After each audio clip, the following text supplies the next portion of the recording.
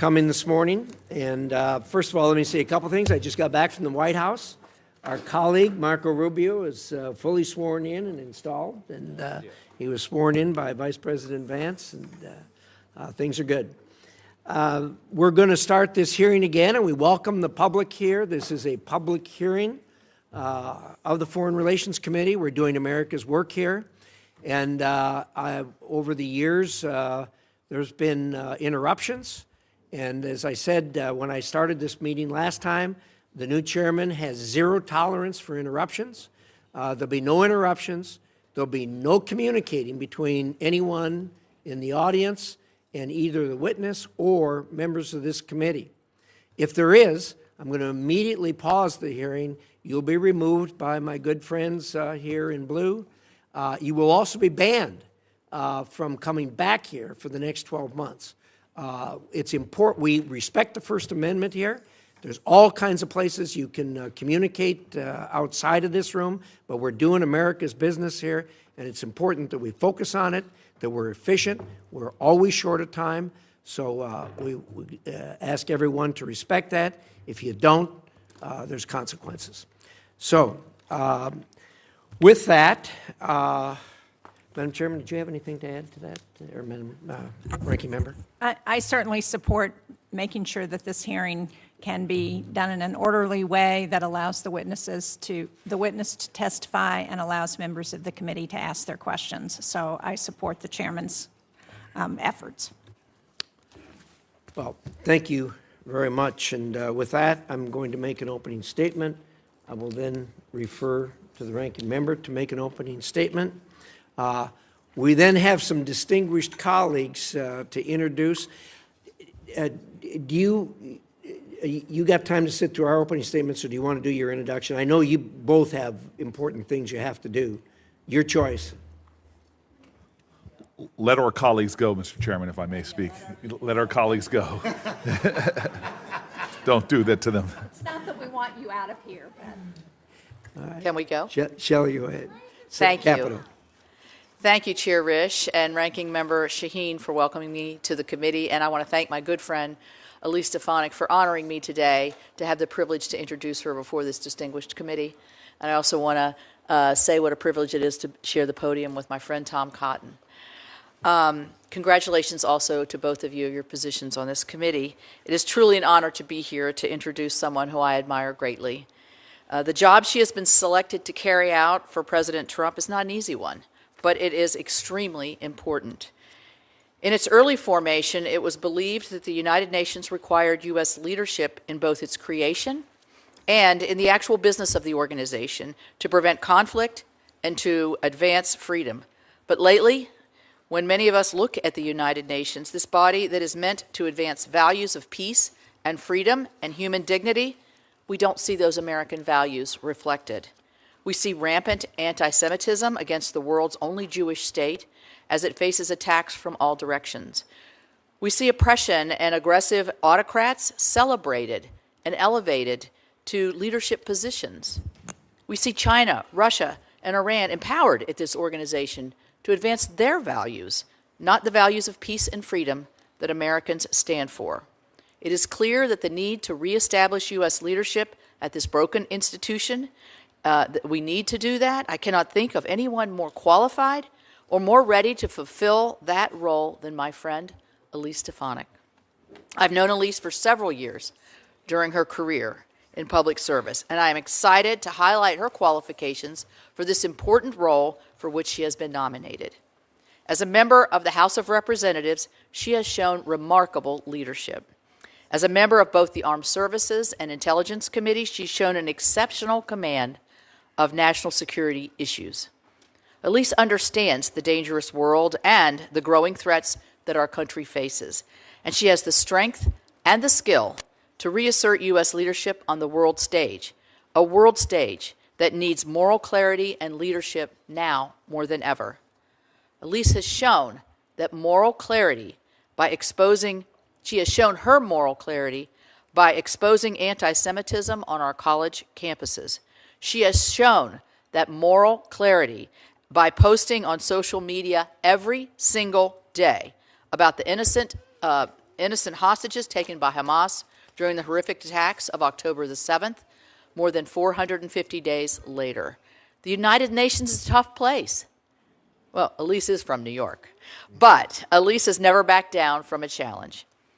At the time of her first congressional election, she was the youngest woman ever elected to the Congress in the United States history.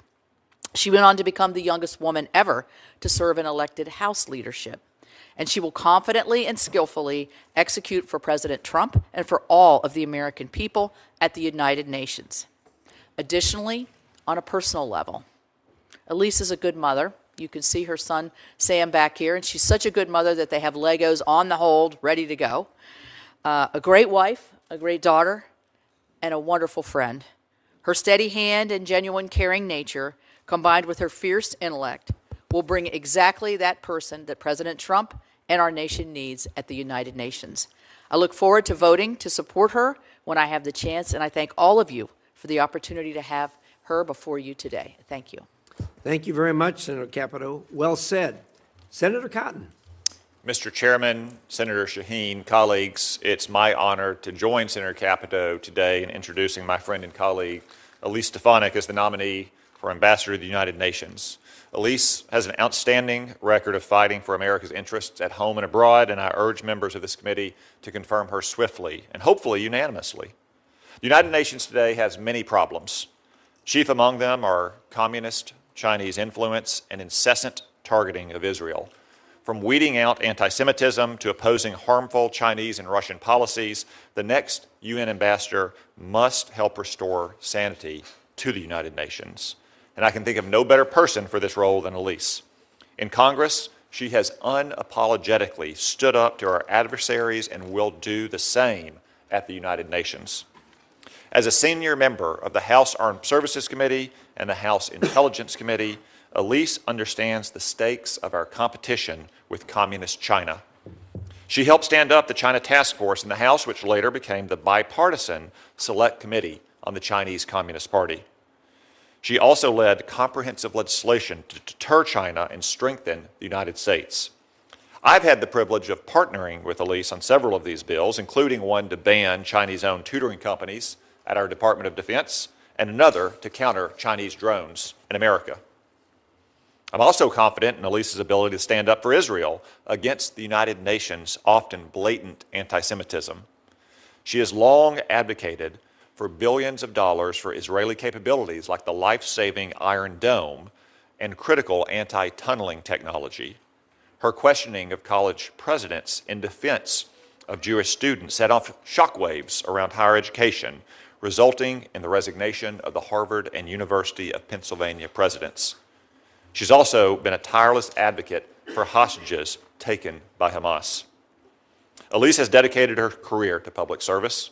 She started out working in the Bush White House before joining Congress to serve the people of northern New York. To her constituents, she's best known for working across the aisle to improve the lives of New Yorkers.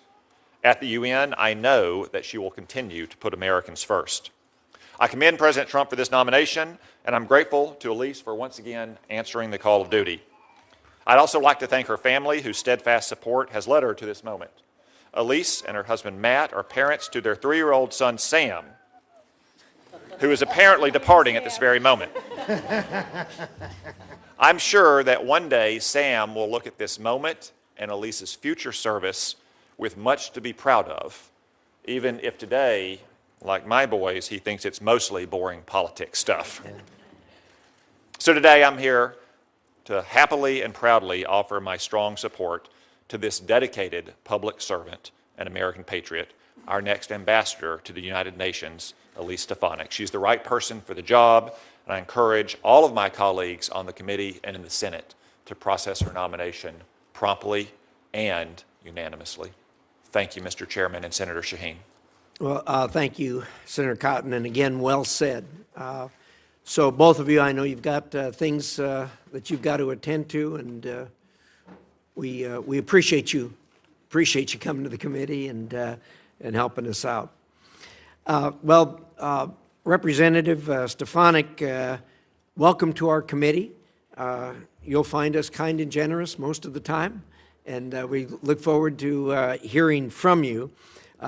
Senator Shaheen and I are going to make a few remarks, and then we'll yield to you and hear what you have to say. First of all, let me start by saying there is great difficulty at the United Nations today, and I'm confident President Trump's nominee can help bring much-needed change.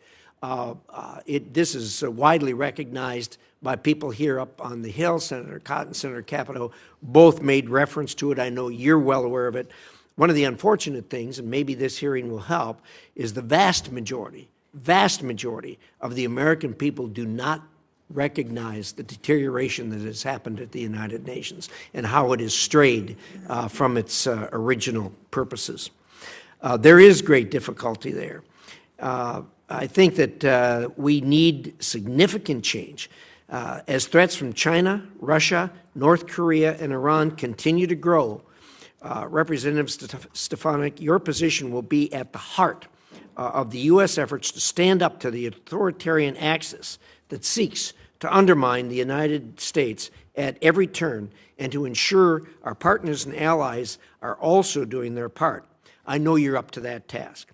The UN was founded to be a force for peace and stability in the world, an admirable goal. It's not working.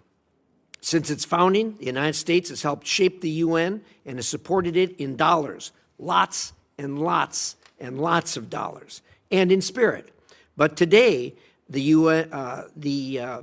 United States remains the largest funder of the UN system. We pay 22% of the regular budget, and we pay 25% of the peacekeeping budget. And what have the American people gotten for these investments? They have chaos, complete dysfunction at the UN, and a warped sense of right and wrong. In place of needed reform, the U.S. is constantly asked to give more to the UN, but over time the organization has drifted farther away from American values, putting American national security in jeopardy. Representative Stefanik, I know that President Trump has nominated you to the UN because he knows you're not afraid to stand up for the American people, ensure that taxpayer dollars are truly putting America first, and push back against the real problems, constant problems, that plague the United Nations. As the UN has expanded its mission, the amount of conflict, waste, fraud, and abuse has grown. In the UN Security Council, which is charged with maintaining international peace, security, consensus, and partnership on the many issues world faces, has become a fantasy. Critical issues that demand the Council's attention fall to the wayside. Accountability for Vladimir Putin's invasion of Ukraine, China's grotesque human rights abuses, genocide in the Sudan, regime change in Syria, all go unaddressed. But by what is supposed to be the leading international organization to resolve these conflicts. As the authoritarian axis grows and competes against democratic nations, the UN will descend back into the paralysis that has marked the Cold War if it continues on its course, which it has no indication it is changing. To make matters worse, our adversaries have weaponized the UN against Americans and democratic interests. Prior to the fall of Assad, Putin used the Security Council to block any action to hold Assad regime accountable for its crimes against humanity. China has used its malign influence to block attempts to discuss the Chinese government-sponsored genocide against the Uyghurs, and they have blocked our ally, Taiwan, from fully participating in the UN. China also manipulates the UN personnel system, which we all know, and they've used it to install Chinese diplomats into the UN bureaucracy that only serve China's goals and interests. There is a deep, deep anti-Israel bias within the United Nations that has only grown stronger since Hamas's horrendous, unprovoked attack against Israel on October 7th. This sentiment was spearheaded by the UN Relief and Works Agency, UNRWA, which had numerous employees participate in October 7th terrorist attacks and allowed its schools and facilities to be used by Hamas. Remember, these are U.S. tax dollars that partially help fund UNRWA. For years, I have led my colleagues on legislation to end the U.S. contributions to this anti-Semitic organization, which openly employs terrorists. UNRWA must go. What I've just described is not what the American people want out of their taxpayer dollars. Our contributions should serve America's interests first, and I know you will bring that message to the United Nations system loud and clear. Representative Stefanik, I believe it is reasonable to evaluate every UN agency to determine if what they are doing is directly beneficial to America and hold them account until the answer is a resounding yes. Anything less should not be tolerated. If these agencies cannot be changed, and at this point, the U.S. should seriously examine if further contributions and indeed participation in the UN is even beneficial to the American people. I'm interested to hear your plans for change at the UN, and I look forward to seeing the tremendous work I know that you will do for our country and to make the world a safer place for future generations. Thank you. Senator Shaheen. Well, thank you, Mr. Chairman, and welcome, Congresswoman Stefanik. Welcome to your family, who's with you today as well. Now, whether fighting the spread of infectious diseases or stemming the flow of fentanyl that kills Americans, combating transnational crime that costs Americans billions of dollars, negotiating political settlements to dangerous conflicts, the work of the United Nations directly affects Americans all across this country. We benefit from UN peacekeeping missions that would otherwise fall to the American military. We are better off because of efforts to stabilize societies and provide life-saving assistance in places like Sudan, Syria, and Ukraine. And we don't just do this out of the goodness of our hearts. We fund these efforts because they make Americans, as Secretary Rubio said in his hearing, safer, stronger, and more prosperous. Equally important, if we don't do it, our adversaries and competitors will. Representative Stefanik, welcome again to this committee. Congratulations on your nomination to be U.S. Ambassador to the United Nations. From working in the Bush administration on the Domestic Policy Council to being the youngest woman elected to Congress, you have strong credentials and the relevant experience for this role. But today I'd really like to hear your vision for the United States at the United Nations. I've certainly taken note of the skepticism in the United Nations expressed by others in the incoming administration and also expressed by your introducers today and Chairman Risch. In the past, you have voted to defund the United Nations and its specialized agencies. Certainly, I would agree that the United Nations is an imperfect body, but the UN is also a force multiplier of American taxpayer money. U.S. disengagement is something our adversaries want, especially Russia and China. At his hearing last week, Secretary Rubio said China is our most potent and dangerous adversary, and Beijing's contribution to the UN is almost 7 times what it was 2 decades ago. China has had great success increasing the number of nationals employed at the UN, and so when we cut back, they are ready and very eager to fill that void. Under the first Trump administration, the U.S. withdrew from UNESCO, an agency that, among many things, combats anti-Semitism and establishes international technology standards that affect our industries. When we stepped back, Beijing stepped in and is now UNESCO's largest financial contributors. So I'm really interested in your thoughts on how the U.S. can compete with China across every United Nations agency. One agency at the UN that I think is particularly important is the UN Population Fund, or UNFPA. Globally, 1 in every 5 girls is married before reaching age 18. Too many girls in too many countries, as you know very well, face female genital mutilation and forced child marriage. UNFPA provides critical reproductive and maternal care. It reaches 3 times as many countries as our bilateral family planning program. And in some areas like Darfur and Kordofan, it is the main provider of life-saving reproductive health supplies. Things like childbirth delivery kits that reduce infection for women giving birth outside clinical settings. I believe its work is irreplaceable. Now, if confirmed, I hope we can work together to advance United States interests at the UN. Because when the United States takes a leadership role at the UN, Americans and people around the world are better off.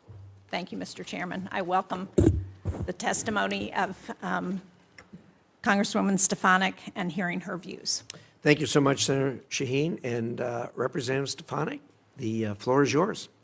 Chairman Risch, Ranking Member Shaheen, distinguished members of the Senate Foreign Relations Committee, thank you for the opportunity to appear today. I would also like to thank the senators from both sides of the aisle who met with me over the past several weeks.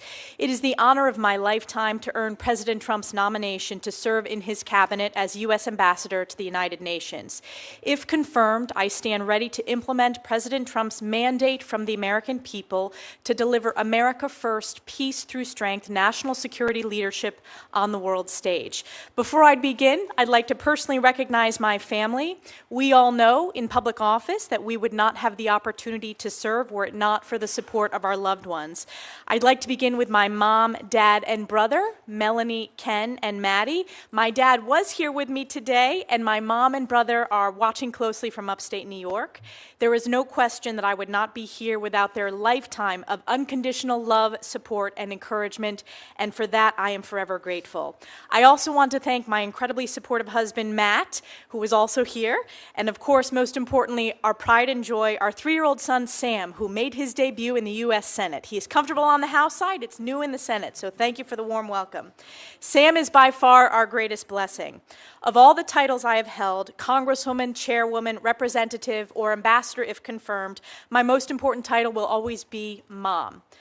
I appear before you today as a daughter, sister, wife, mother, Congresswoman, a patriotic upstate New Yorker, and a proud American. I believe deeply in the American dream because I've had the opportunity to live it. I was born and raised in upstate New York, the cradle of the American Revolution.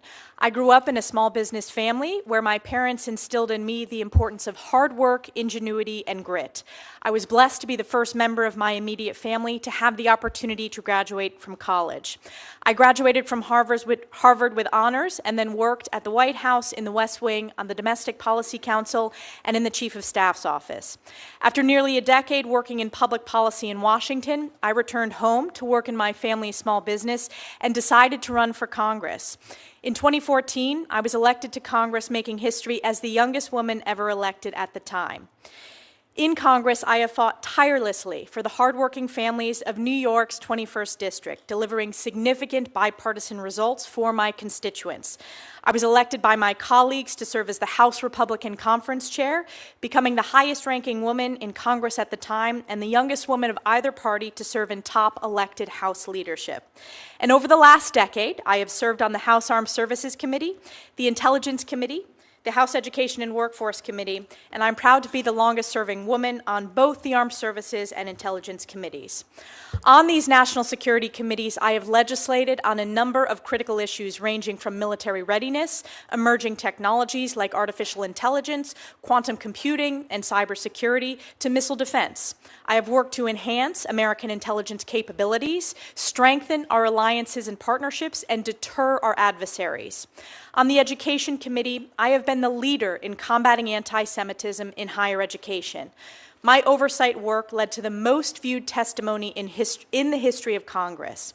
This hearing with university presidents was heard around the world and viewed billions of times because it exposed the anti-Semitic rot in colleges and universities and was a watershed moment in American higher education. When discussing this nomination with President Trump, the President shared with me that he sees great promise in the United Nations if it focuses on its founding mission of international peace and security. President Trump has long advocated for peace and no new wars. He delivered the Abraham Accords, the largest step to regional peace in the Middle East in a quarter century. If confirmed, I will work to ensure that our mission to the United Nations serves the interests of the American people and represents President Trump's America First, peace through strength foreign policy. As the world faces crisis after crisis, with hostages, including Americans, still held in Hamas's captivity, to national security challenges ranging from China, Russia, North Korea, and Iran, it has never been more critical for the United States to lead with strength and moral clarity. This is especially important regarding our most precious ally, Israel, who faced the bloodiest day for the Jewish people since the Holocaust on October 7th, 2023. As a member of Congress, I also understand deeply that we must be good stewards of U.S. taxpayer dollars. The U.S. is the largest contributor to the UN by far. Our tax dollars should not be complicit in propping up entities that are counter to American interests, anti-Semitic, or engaging in fraud, corruption, or terrorism. We must invest in programs to strengthen our national security and deliver results. To increase the efficacy of UN programs, we must drive reform. If confirmed, I will be the first UN ambassador in over 2 decades to come directly from Congress, and I have deep respect and understanding of the oversight and appropriations role of the legislative branch, and I look forward to using my strong House and Senate relationships to deliver these much-needed reforms. We are truly at a critical point in history. The world must be reminded of the key mission of the United Nations and America's role as its formative leader. Following the devastation, carnage, and Holocaust of World War II, the world was desperate for peace, stability, human rights and dignity, and world order. As outlined in Article 1, Chapter 1 of the UN Charter, the purpose of the United Nations is to maintain international peace and security, develop friendly relations among nations based on a shared respect for the principle of equal rights, solve international problems, and harmonize the actions of nations in the attainment of common ends. The UN has not lived up to this founding mission, and we must demand better. It is imperative to ensure strong American leadership at the United Nations. I share President Trump's vision of a UN reformed by strong America first, peace through strength, and a return to this founding mission of promoting peace and security around the world. In closing, I will forever be grateful to my constituents in New York's 21st District for giving me the opportunity to serve them as their voice at the highest levels of Congress. 10 years ago, upstate and North Country voters took a chance on a young, first-time, unknown candidate who very few believed could win. So I just want to thank the hardworking families, small businesses, farms, law enforcement officers, military families, veterans, seniors, so many with whom I've had worked so closely to deliver results on behalf of our communities. Thank you especially to my extraordinarily dedicated staff in both the district and in Washington offices for serving tirelessly for the past decade. If confirmed, my family and I are excited for this next chapter to serve on President Trump's cabinet in this role, and I commit to the American people that I will work my very hardest in the coming years to lead with moral clarity and American values. Thank you, and I look forward to your questions. Thank you very much, Congressman. We appreciate those remarks, and what we're going to do now is we're going to do a round of questions. We're going to do 5-minute questions. The ranking member and I have discussed that and agreed to that. That doesn't mean it's going to end it. We're going to attempt to do another 5-minute round for those who are anxious to have more questions answered. So with that, let me start. First of all, I was impressed to hear what President Trump has always insisted on and has certainly talked to us about, and that is the fact that the founding mission of the UN is such a bright and brilliant light. The difficulty is the execution of their mission bears no resemblance to what their original mission was, which is really unfortunate. And we have in the past, and I hope in the future, rely more and more on doing bilateral and multilateral agreements with other countries without the United Nations, and to perform some of the things that the United Nations is attempting to do ourselves. We're the United States of America, we can do anything. And we certainly can perform those functions. The best example I can give you is the Abraham Accords. The Abraham Accords are probably going to be looked at in history as a turning point in the Middle East. It was done under President Trump last time. It was President Trump's administration who was the leading force on this, and the United Nations had absolutely nothing to do with it. And it is a great success in the Middle East, or a place where you see very few great successes. So we can do these things. We put a tremendous amount of money into the United Nations to do things that we can do. For instance, feeding folks. We do a lot of it ourselves through USAID, but we do a lot through the UN. In doing that, the UN has hired, for instance, UNRWA to do it, an organization I don't want anything to do with. I don't want any connection to UNRWA, and yet here we are working with them.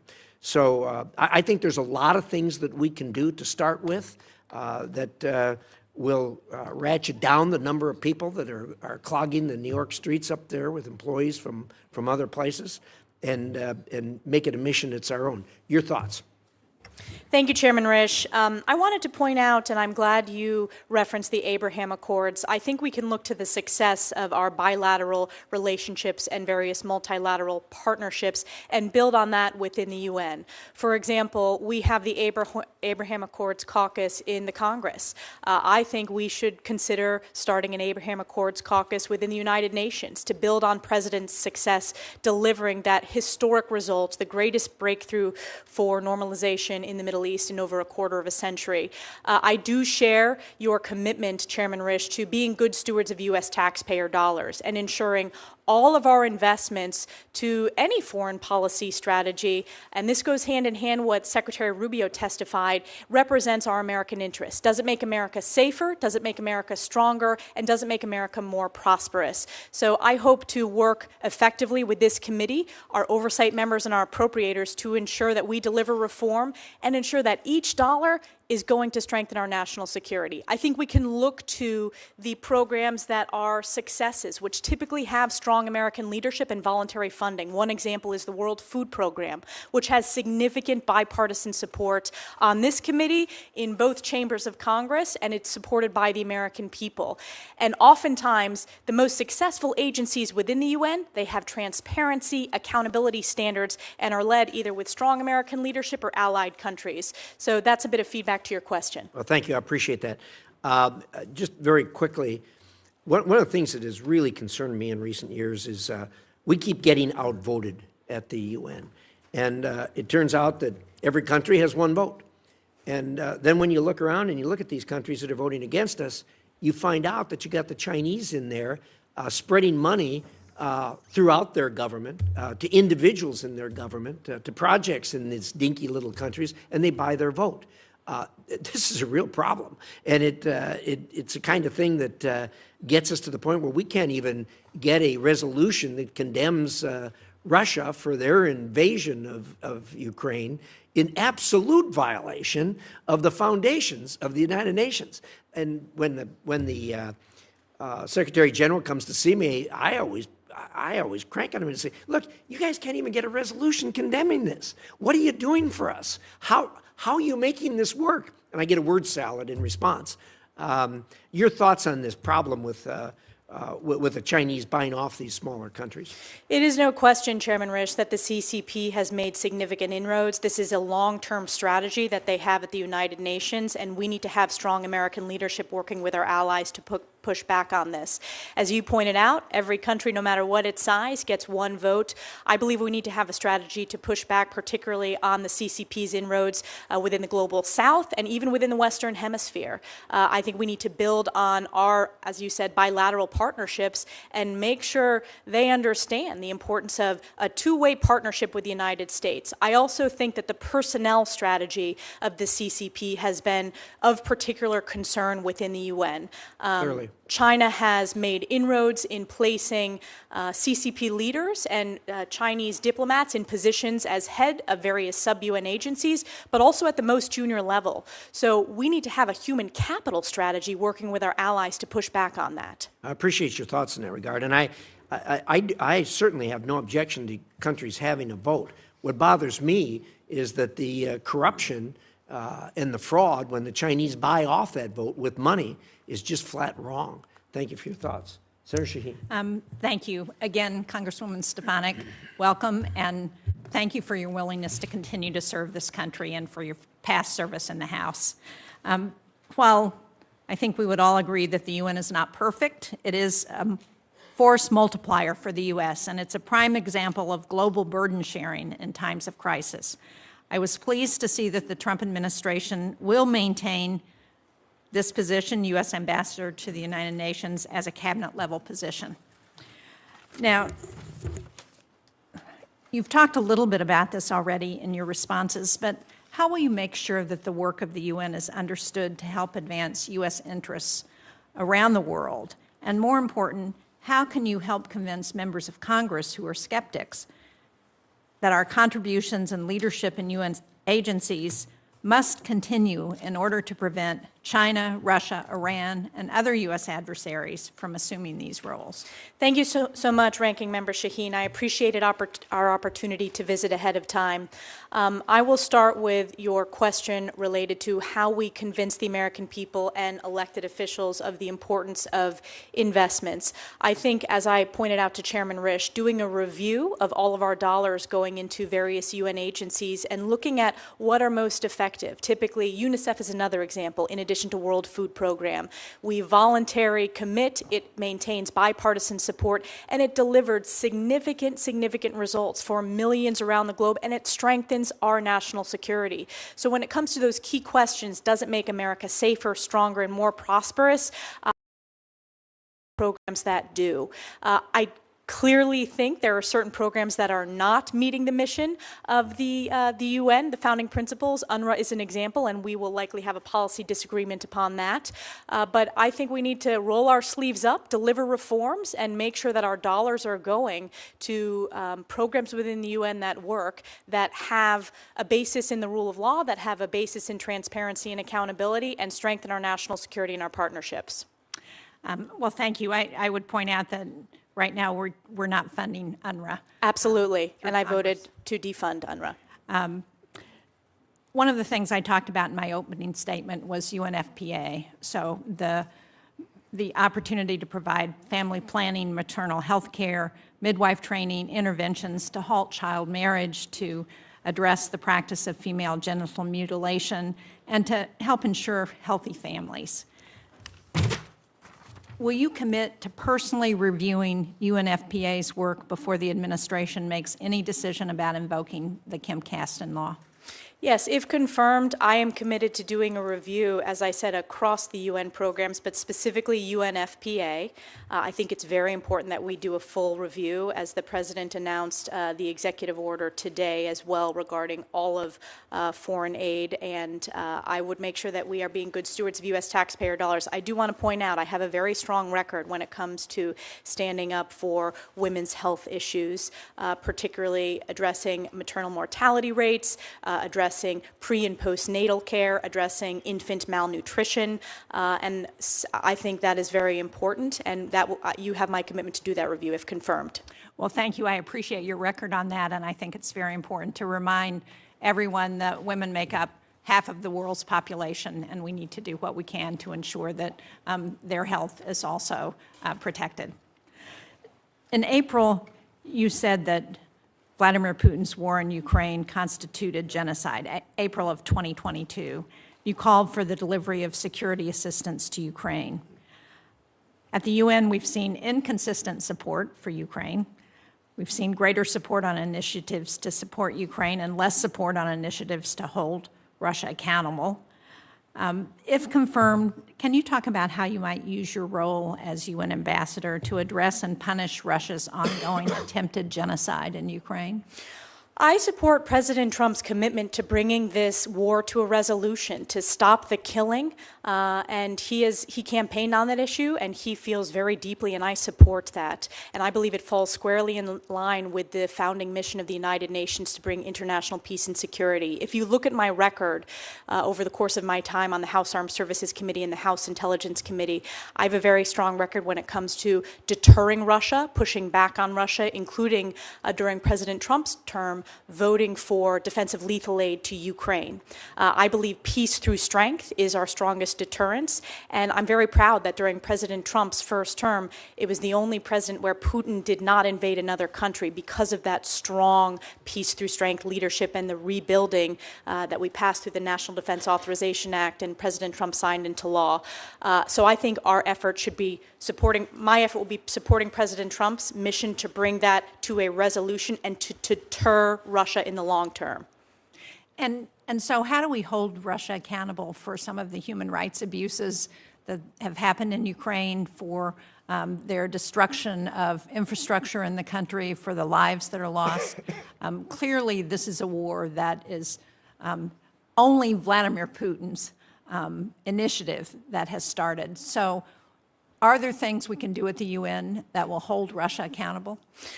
Certainly, it's going to be important to support President Trump's approach with his special envoy to address and bring that to a resolution. And I will work with the National Security Council and my colleagues in the cabinet who sit in the national security spaces to use this position at the United Nations to support his strategy and give him maximum flexibility to bring this to a resolution.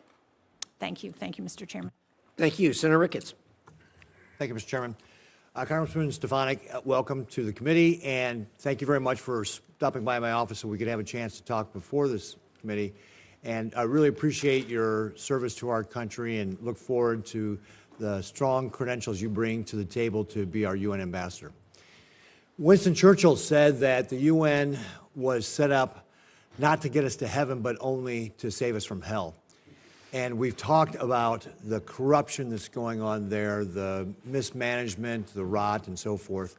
And you've mentioned already this concept that we have to have reform there. That's going to be very important. And we've also talked about how much American taxpayers put into the UN, $18 billion a year.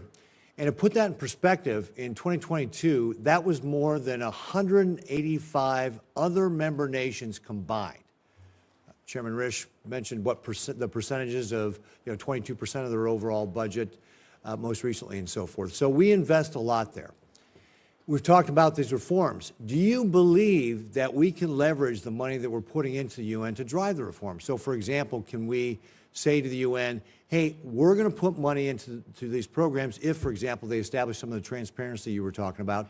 And if you don't do that, we're pulling our money out. Is that one of the ways that we can drive reforms? Absolutely, and I believe we have to. We owe that to American taxpayers to ensure that all of our dollars and investment represent our values and answer the key questions of, does it make America safer, stronger, and more prosperous? So that is really important to me as an elected official currently, representing. I understand we have to be good stewards of U.S. taxpayer dollars. So I think that is a key tool for us to demand greater reforms and transparency.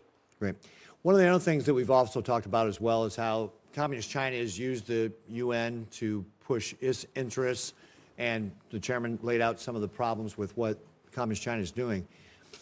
What can we do to be able to get more U.S. leadership into these different committees to kind of combat that?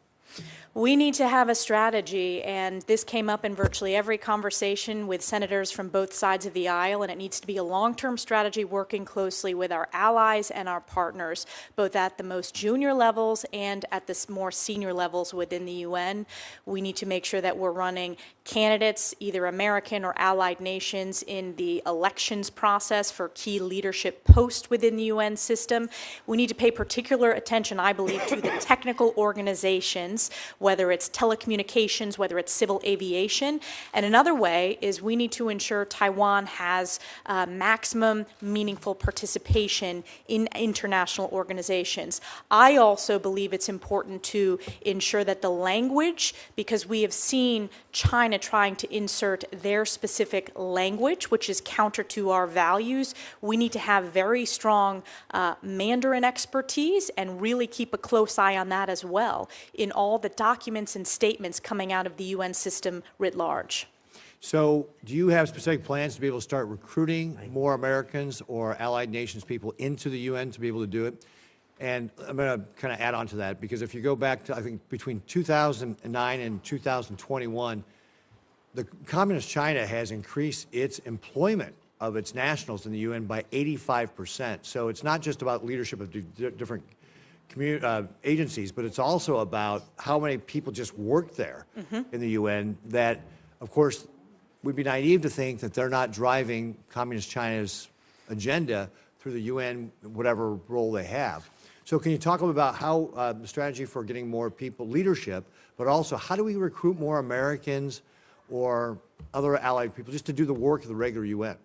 I think we have to have a mission to recruit at the most junior levels to work their way up into the system. I also think we need to have a strategy working with Secretary Rubio to ensure that we have the highest caliber, which we do, of course, in terms of those that are serving at the U.S.-UN mission, and also provide that expertise of challenges within the Indo-PACOM region. I think that is very important, and I intend to also have opportunities to partner with, whether it's higher education institutions, whether it's private sector, whether it's opportunities in each of your states or each of House members' districts for ideas that we can help address this long-term personnel challenge. Yeah, I think that's going to be a key thing for us to be able to reach out and find new ways to be able to recruit people in, because if we don't have our people in the UN, we're just leaving it open to Communist China to be able to do what they're doing. And this is one of the ways they're trying to displace us as the world power, as Xi Jinping has laid out very clearly that he wants to do. So I look forward to potentially another round of questioning. So thank you, Mr. Chairman. Thank you very much, Senator Ricketts. Senator Coons. Thank you, Mr. Chairman, and thank you, Congresswoman, for your willingness to continue serving. My welcome to your family, to Matt and to Sam, who I hope will get to enjoy some of this hearing in person. And I enjoyed our conversation and look forward to working with you. I'll just continue briefly on the conversation you were just having with Senator Ricketts. I think our global network of alliances and partnerships and our values are critical to our strength, stability, prosperity, our security. And we've got a global network of allies. China does not. They have nervous neighbors, they have client states, they use coercion, but they do not have genuine allies, as we do. And so they have made a concerted effort to use the UN system to advance their interests, both their different idea and standards for human rights. We believe in an individual right to liberty. They talk about collective rights. We have different standards. We want 6G to be built out on U.S. and Western-friendly standards. They want their standards. So I couldn't agree with you more that fighting for leadership of technical organizations. In the previous Trump administration, I worked closely with his PTO director to make sure that the World Intellectual Property Organization wasn't run by a PRC national, and the ITU, as we spoke about. So I think it's critical. We do have a strategy. I worked closely with Ambassador Linda Thomas-Greenfield on this. As the chair of the appropriating subcommittee, Senator Graham and I worked well together with her to increase funding for junior professional officers, to increase funding for the U.S.-UN mission. If confirmed, will you commit to continuing this work to make sure that Americans and American-friendly leaders compete for and succeed at leading the technical organizations of the UN and compete for and succeed at staffing the junior levels of the UN? Yes, thank you, Senator Coons, and I enjoyed our discussion. This is one of my top priorities, and this, you're seeing, it came up in, as I mentioned, every single conversation. I think the success story of successfully having a candidate defeat China's candidate in the Intellectual Property Organization, that is a model that we need to continue to use in these other technical organizations. And that is, there is bipartisan support.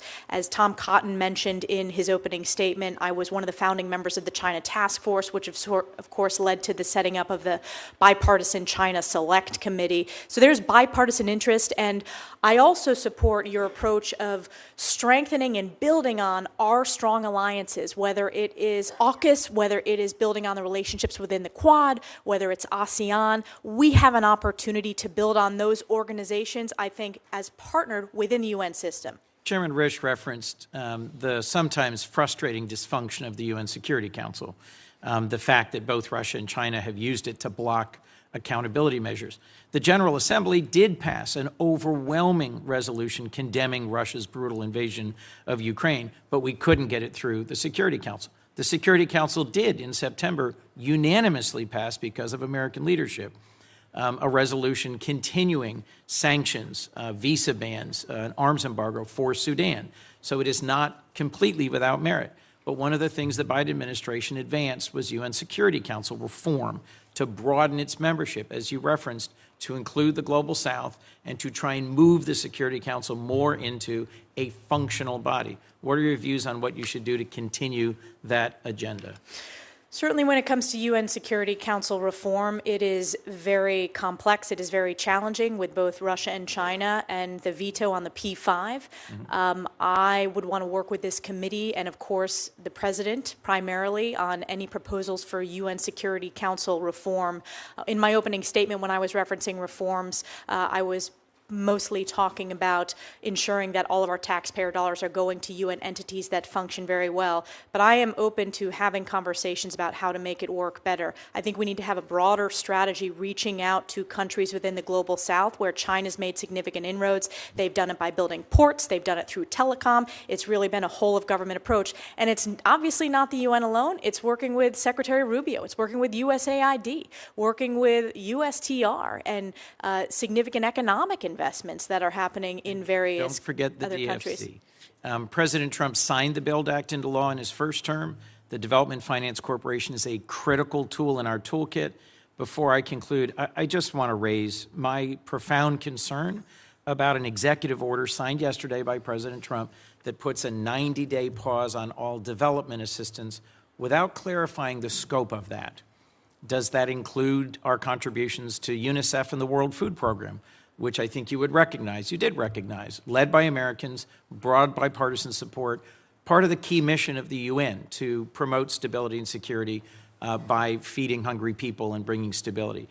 Does that include USAID support to Ukraine's energy grid as Putin continues to hammer civilians through attacks on the energy grid? AID's support for getting energy back online in the midst of winter in Ukraine is pretty critical. Does it include Jordan? A sea of stability in a whole area of chaos. Will development assistance be frozen for 90 days to Ukraine, to our development partnership in the Philippines and the Luzon corridor to compete with China's influence in the region, to Jordan? I hope we can work together to get some clarity, and I hope where there are obvious partnerships that do advance American national interests, that they will move forward quickly. Thank you. Thank you, Senator Coons. Thank you, Senator McCormick. Congresswoman, it's good to see you again. My wife, Dean, and I have known you for, I think, more than 20 years, so I'm thrilled that President nominated you for this important role. Forgive my voice. I think I've been celebrating making America great again a little too much. As we discussed when we met in my office, I'm deeply troubled by the virulent anti-Semitism and anti-Israel bias at the United Nations. And since Hamas's brutal massacre on October 7th, the Jewish community in Pennsylvania and across our country has seen an explosion in hate. As you know, this is not theoretical for me and for Dina. We live in Squirrel Hill in Pittsburgh, where we had the Tree of Life tragedy, and a painful reminder of where that hate can lead. In Congress, you've done an incredible job of pushing back against anti-Semitism in our nation's institutions. You exposed the presidents of the three leading universities for their lack of moral clarity. And I was one of the first to call for the firing of the president of UPenn because of the tough questioning that you forced her and other presidents to leave office. I'm confident you can bring that same fire and effectiveness and leadership to the UN. And let me start by asking how you'll fight back against anti-Semitism and bias against Israel within the UN. Hamas terrorists have been operating with impunity from UNRWA facilities, and UNRWA employees even participated in the massacre on October 7th. So beyond funding, how will you work with our allies to end UNRWA's mandate and shift legitimate humanitarian functions to other UN organs or trusted NGOs? Thank you so much, Senator McCormick, and thank you for your leadership combating anti-Semitism. I know it's important to the American people and it's important to Pennsylvanians, and something that I am deeply committed to doing in this role. It's one of the reasons why in my conversation with President Trump, I was interested in this position, because if you look at the anti-Semitic rot within the United Nations, there are more resolutions targeting Israel than any other country, any other crisis combined. And we have significant national security Security Council's the anti-Semitism, whether it's UN Women failing to condemn Hamas's terrorist attack and terrorist regime against innocent civilian women, using rape and targeting women specifically, taking them hostage. I am overjoyed that those 3 young women hostages were returned home. We need to stay committed to ensuring every hostage is brought home.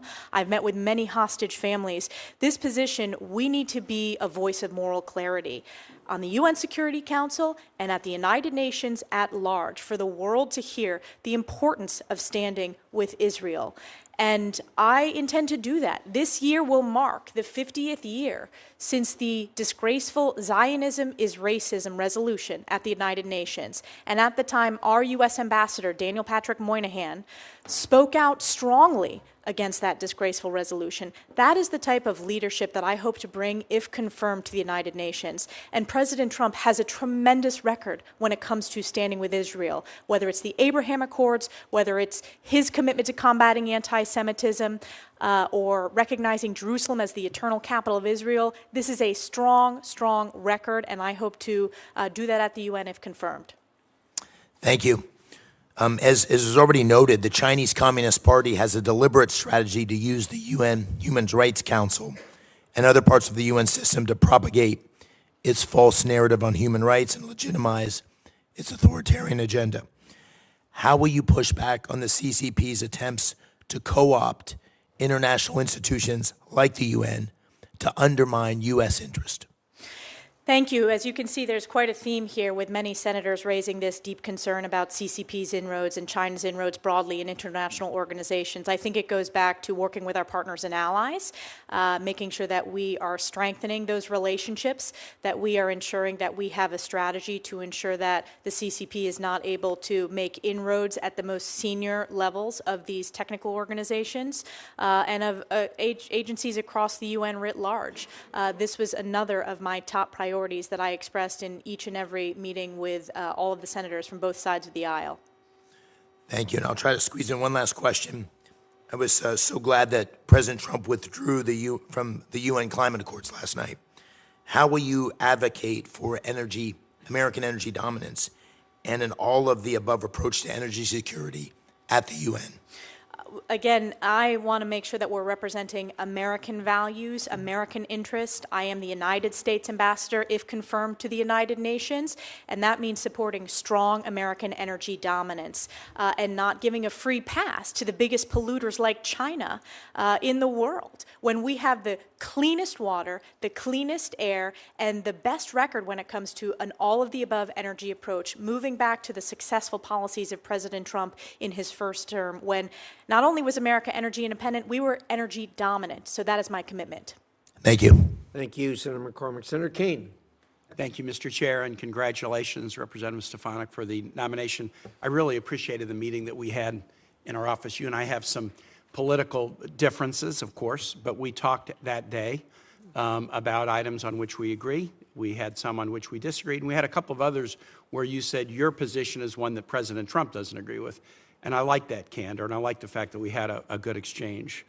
I'm grappling with that and some of the partisan comments you've made in the past. An article that I'd like to put in the record, National Public Radio article, How the Replacement Theory Went Mainstream on the Political Right, from May of 2022.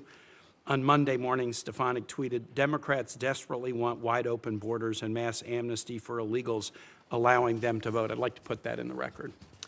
Without objection, it will be included. Now, that was a campaign tweet, and I can separate campaign rhetoric from governing rhetoric. I don't view things like that as disqualifying. They do raise questions. But at least we had a good meeting. We talked about important issues and shared ideas. I'm going to say something here that I wish I could have said at an Armed Services Committee hearing, but we had it in closed session. All of the Trump nominees who come before the committees on which I sit have agreed to meet with me, save one. The Secretary of Defense nominee, Pete Hegseth. He's written that he thinks Democrats are evil. He's written that he thinks Democrats are the adversary. And he refused to meet with any Democrat on the Armed Services Committee, save the chairman. Save the chairman. Yesterday, in a closed hearing, we were asked to forward his nomination to the floor, even though it had not been pending to the committee for sufficient time. My colleagues asked, hey, why would we give a waiver to someone who wouldn't even agree to meet with us. That nominee would disrespect Democrats, okay, that's fine. But I didn't think my committee colleagues on the Armed Services Committee would have disrespected us. And I'll just say to all of my Republican colleagues here, if there is ever a nominee by any president who refuses to come meet with you when you're on the committee of jurisdiction overseeing that nominee, I will publicly raise hell on your behalf. Nominees should meet with the committees, just as Representative Stefanik did. And Representative Stefanik, while I have a question about some of the campaign rhetoric, I'm not going to ask you about it because that's in the past. I do appreciate the fact that you were courteous, informed, civil, and candid in the meeting with me. I told you I had two concerns, engagement and the Western Hemisphere. You've convinced me that you were nominated for this position not to disengage, but to engage, and I appreciate that. In fact, you wanted this position, and you wouldn't have wanted it otherwise, and that's great. On the Western Hemisphere, you're going to be working with the Secretary of State we approved unanimously yesterday, our colleague, Senator Rubio. Senator Rubio talked at some length about a number of topics on the Americas the other day, and I want to ask you about one that is particularly challenging right now, and that's Haiti. The situation in Haiti is a disaster. You know that. I mean, you've been on these committees overseeing American national security, and you know that issues like Haiti create immigration challenges and all kinds of other challenges that are bad on the humanitarian front and can cause problems for allies like the Dominican Republic and cause problems for us. We now have a security operation in Haiti being led by Kenyans with the assistance of other nations, with the financial support and assistance of the United States. Senator Rubio talked at some length here on last week about how important it was that we stay engaged on that. I'd like to know kind of what your thought would be, should you be confirmed at the UN, for what the U.S. can do to try to help Haitians find a next chapter that is a peaceful one. Yes. Thank you, Senator Kane. Appreciate the opportunity to sit down with you. I know we serve on the National Endowment for Democracy together, and there's been significant bipartisan results delivered through that program funded by Congress. I wanted to just point out I stand strongly for border security.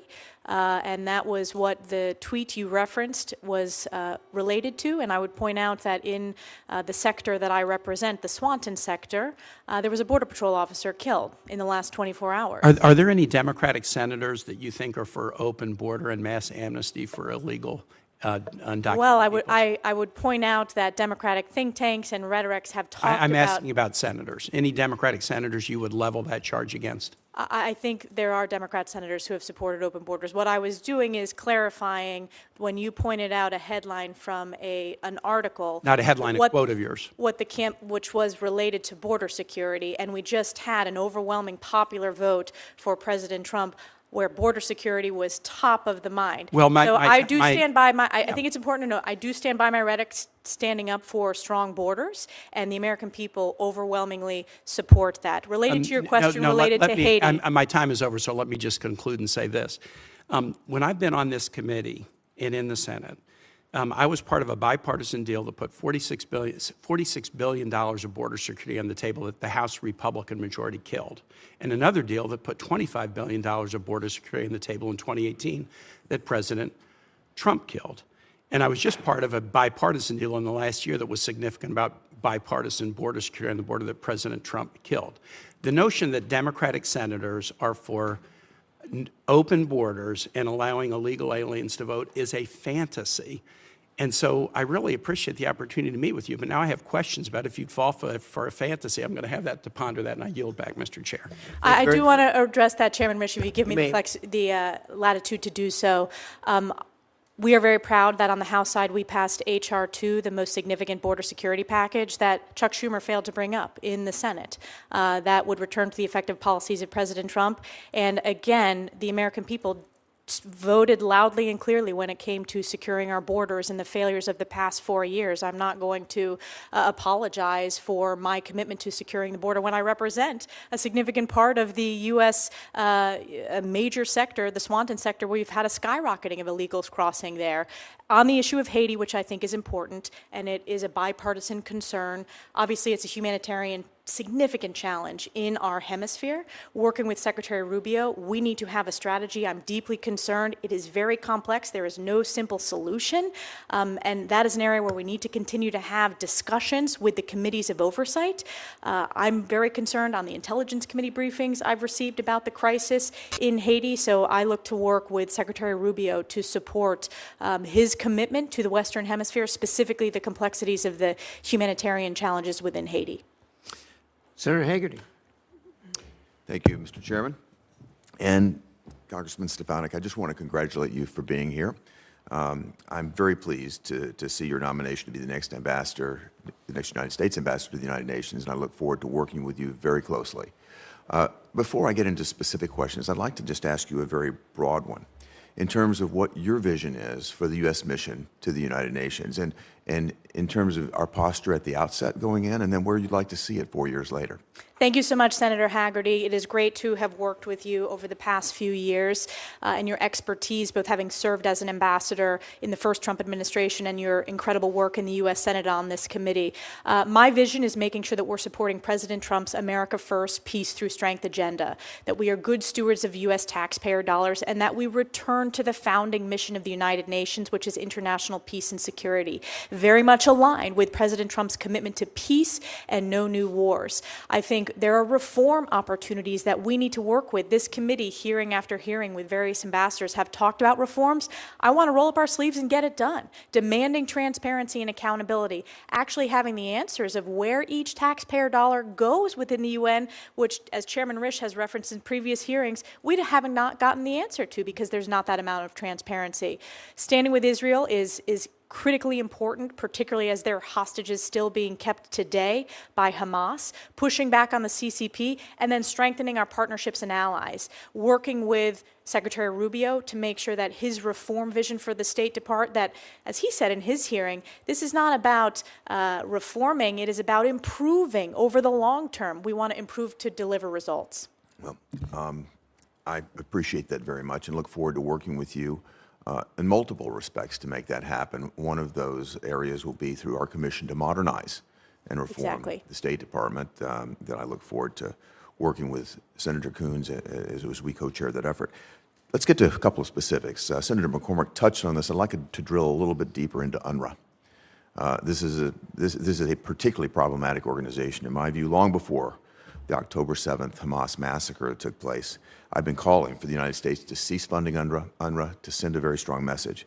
It's been well documented that UNRWA's textbooks teach children to glorify the murder of Jews. Hamas employs UNRWA facilities. They build their own tunnels and facilities underneath them. UNRWA employees even actively participated in the massacre on October the 7th of 2023. In January 2021, the Trump administration announced that less than 5% of people registered as refugees with UNRWA actually met the internationally recognized criteria for refugee status that demonstrates that UNRWA is a fundamental mechanism through which this Israeli-Palestinian conflict is perpetuated. President Trump rightfully stopped sending U.S. taxpayer funds to UNRWA.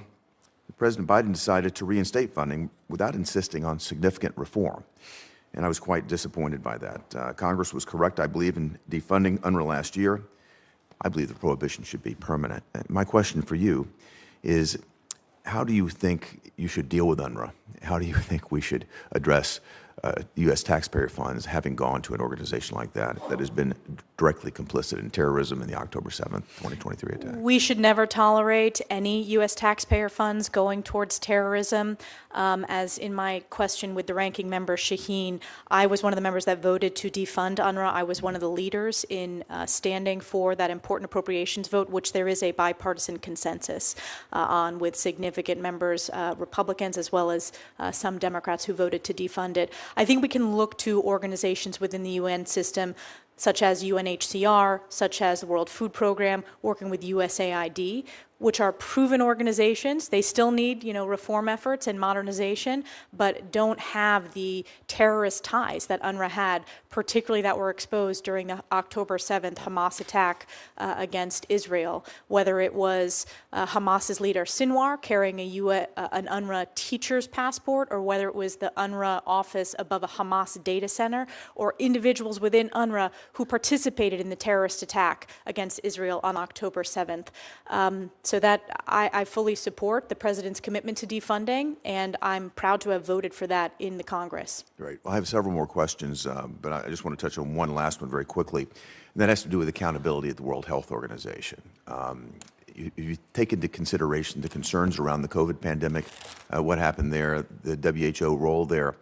President Trump, I believe, rightly withdrew us from supporting and funding WHO. President Biden put us back into that, into being a funder. In fact, the largest funder, $1.3 billion so far to that organization from United States taxpayers. What are your thoughts on the accountability that we've received so far, and where would you like to take that? Thanks. I support President Trump's decision to walk away from WHO. WHO failed on a global stage in the COVID pandemic for all the world to see, and instead spewed CCP talking points that I believe led to not only false information, but dangerous and deadly information across the globe. We cannot tolerate entities that are taken over by CCP propaganda. So I strongly support President Trump knows when to engage and knows when to walk away. He was right in his decision to walk away from WHO, and I support that. I was pleased to see that action yesterday as well. Thank you, Mr. Chairman. Thank you. Senator Booker, you're up.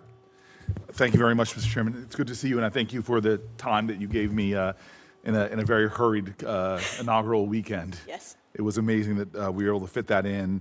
And I want to echo some of my Senate colleagues who just said you are very informed and seem to be extraordinarily committed to this task and this goal, and I'm grateful for that. I want to jump in on some of the things we talked about right away. I'm so grateful for Senator Kaine bringing up Haiti and the importance for us to come up with some bipartisan foreign policy agenda or strategy to deal with that crisis there.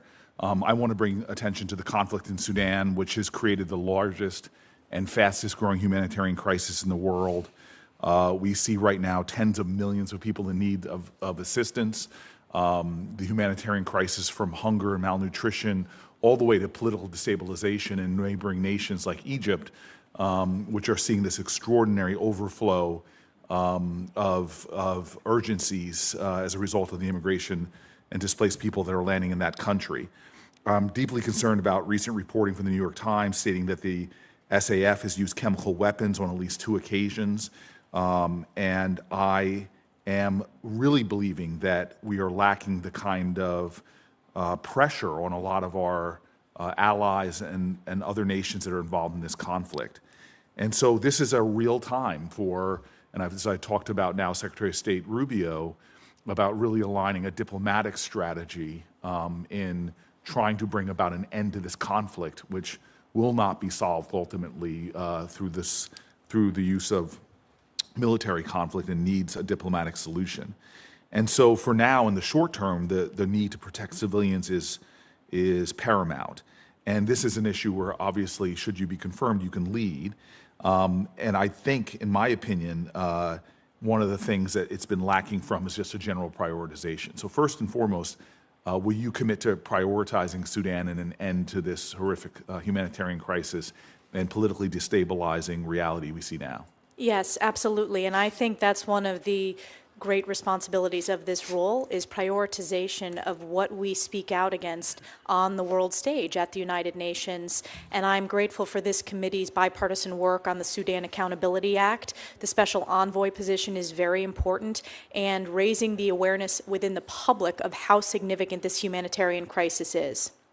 And the challenge we have is there's implicated nations in supplying arms to this conflict. I'm wondering if you have some thoughts about how you could use your position to try to bring about an end of the cooperative parties that are fueling the conflict. Absolutely. I mean, we will have to have strong conversations led by the President and Secretary Rubio with the UAE, the Egyptians, the Saudis, and that will be critical. I'm not going to get ahead of the Secretary of State and the President, but certainly will be supporting them at the U.S.-UN mission to do so.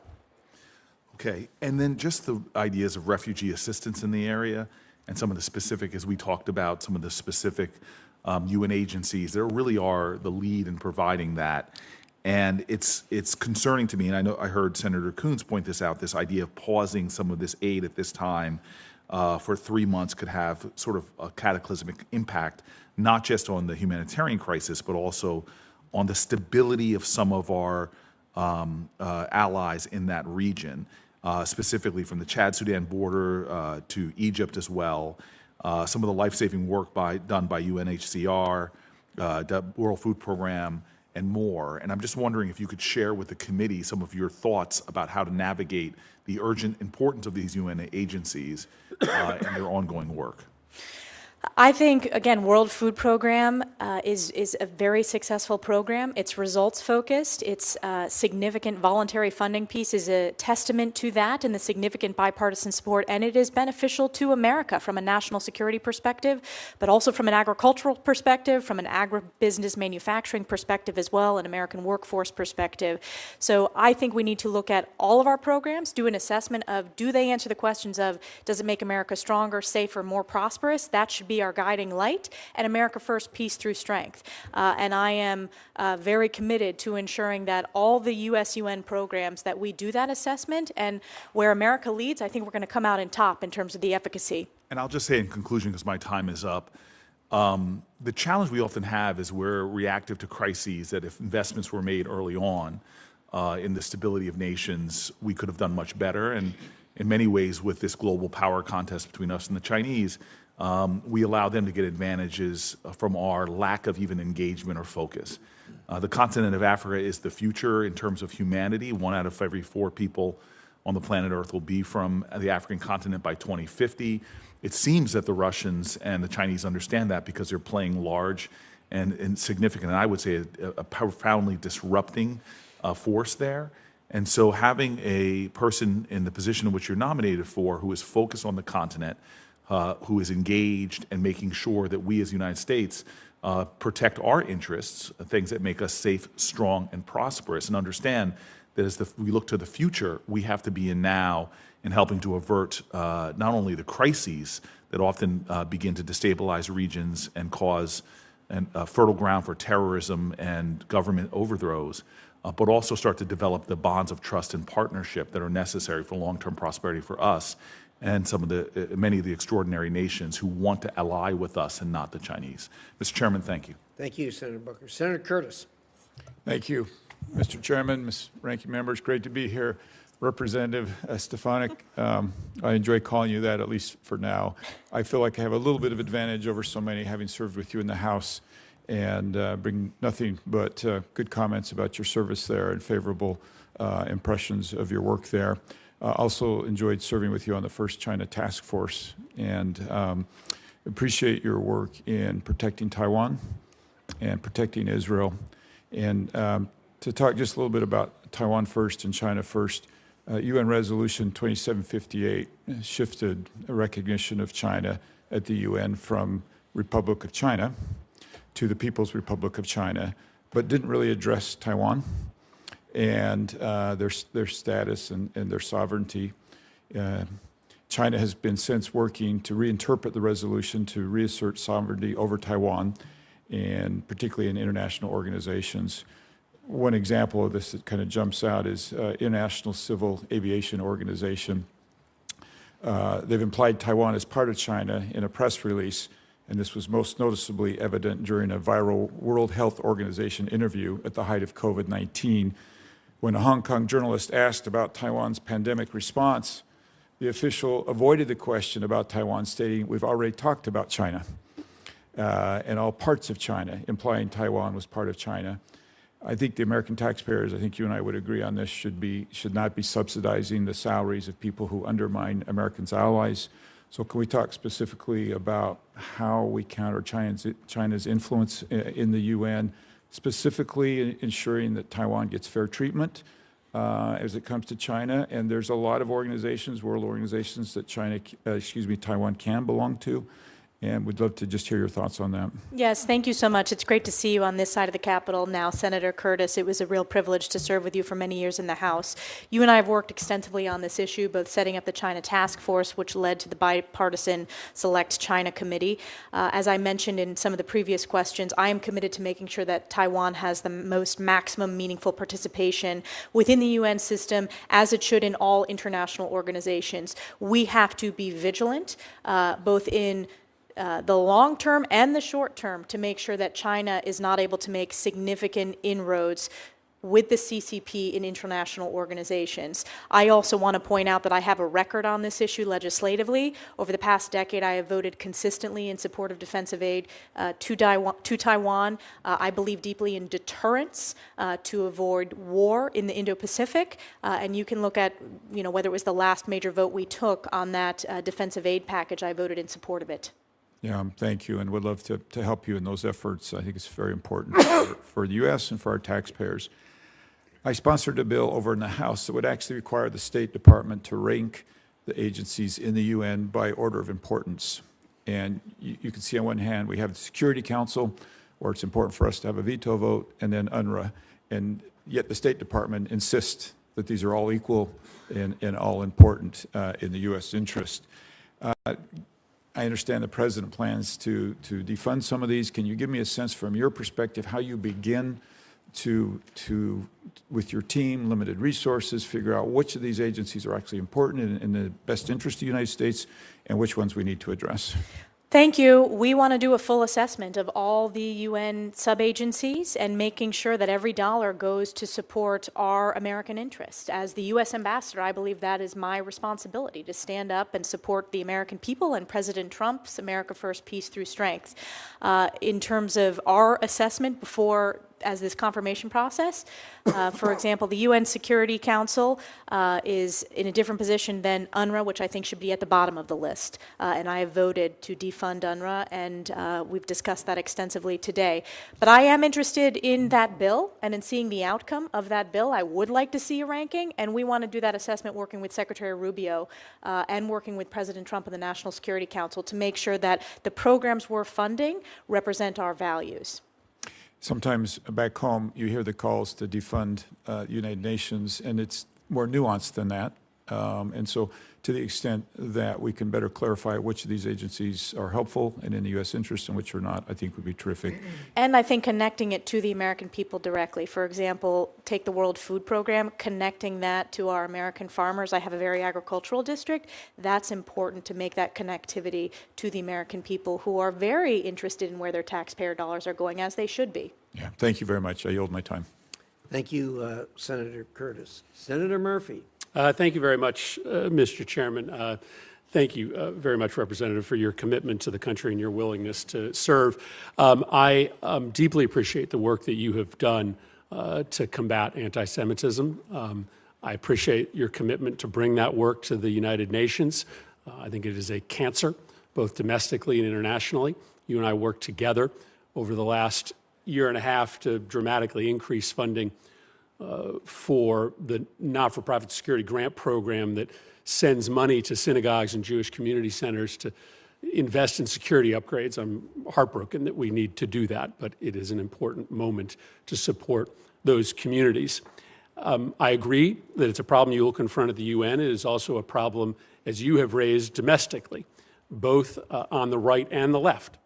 I think anti-Semitism work is best when we call out what's happening on both sides of the aisle. What do you think of Elon Musk, perhaps the president's most visible advisor, doing 2 Heil Hitler salutes last night at the president's televised rally?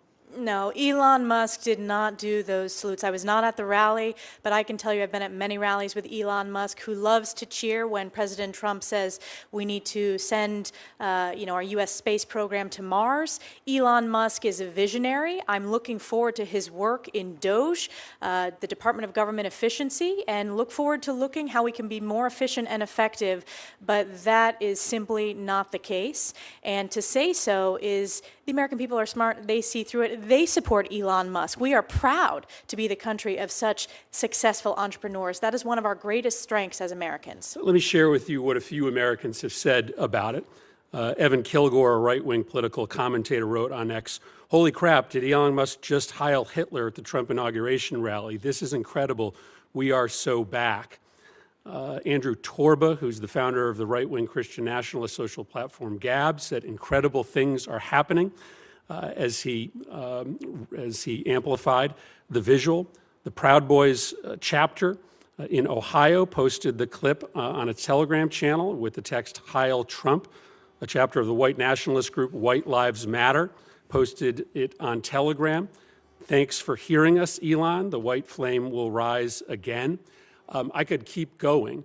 Over and over last night, white supremacist groups and neo-Nazi groups in this country rallied around that visual.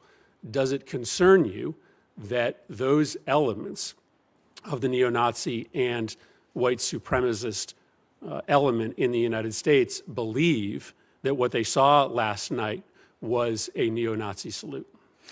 What concerns me is these are the questions you believe are most important to ask to the UN ambassador.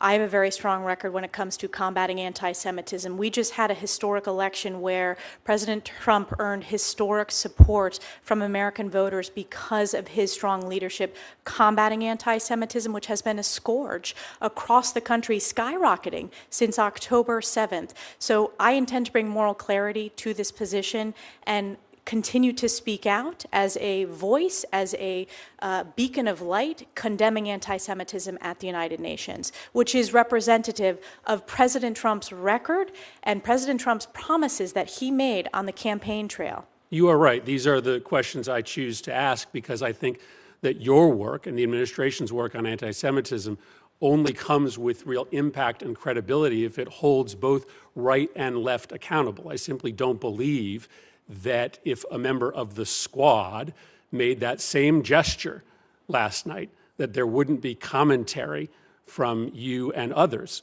So I want to make sure that our work has credibility, and credibility comes with calling anti-Semitism and anti-Semitism behavior out when it comes from both the right and the left.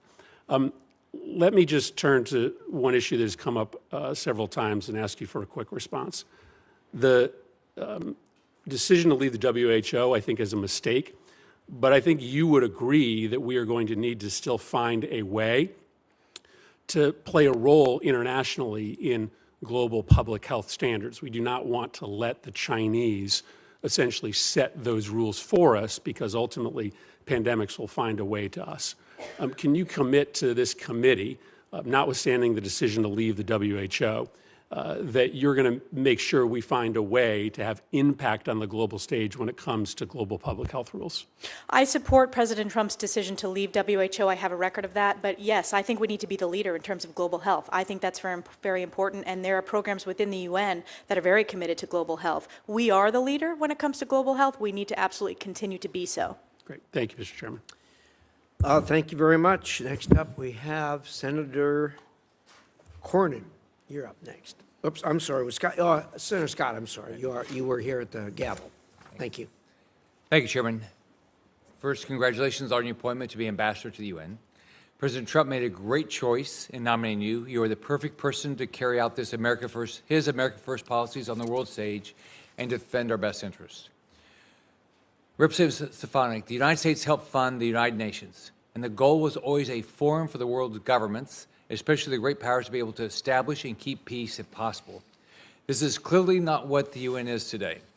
It has been in the eyes of many of our eyes, just complete failure. So what are your thoughts? I think that the UN has not lived up to its founding mission of international peace and security, and that was when I discussed this potential role with President Trump.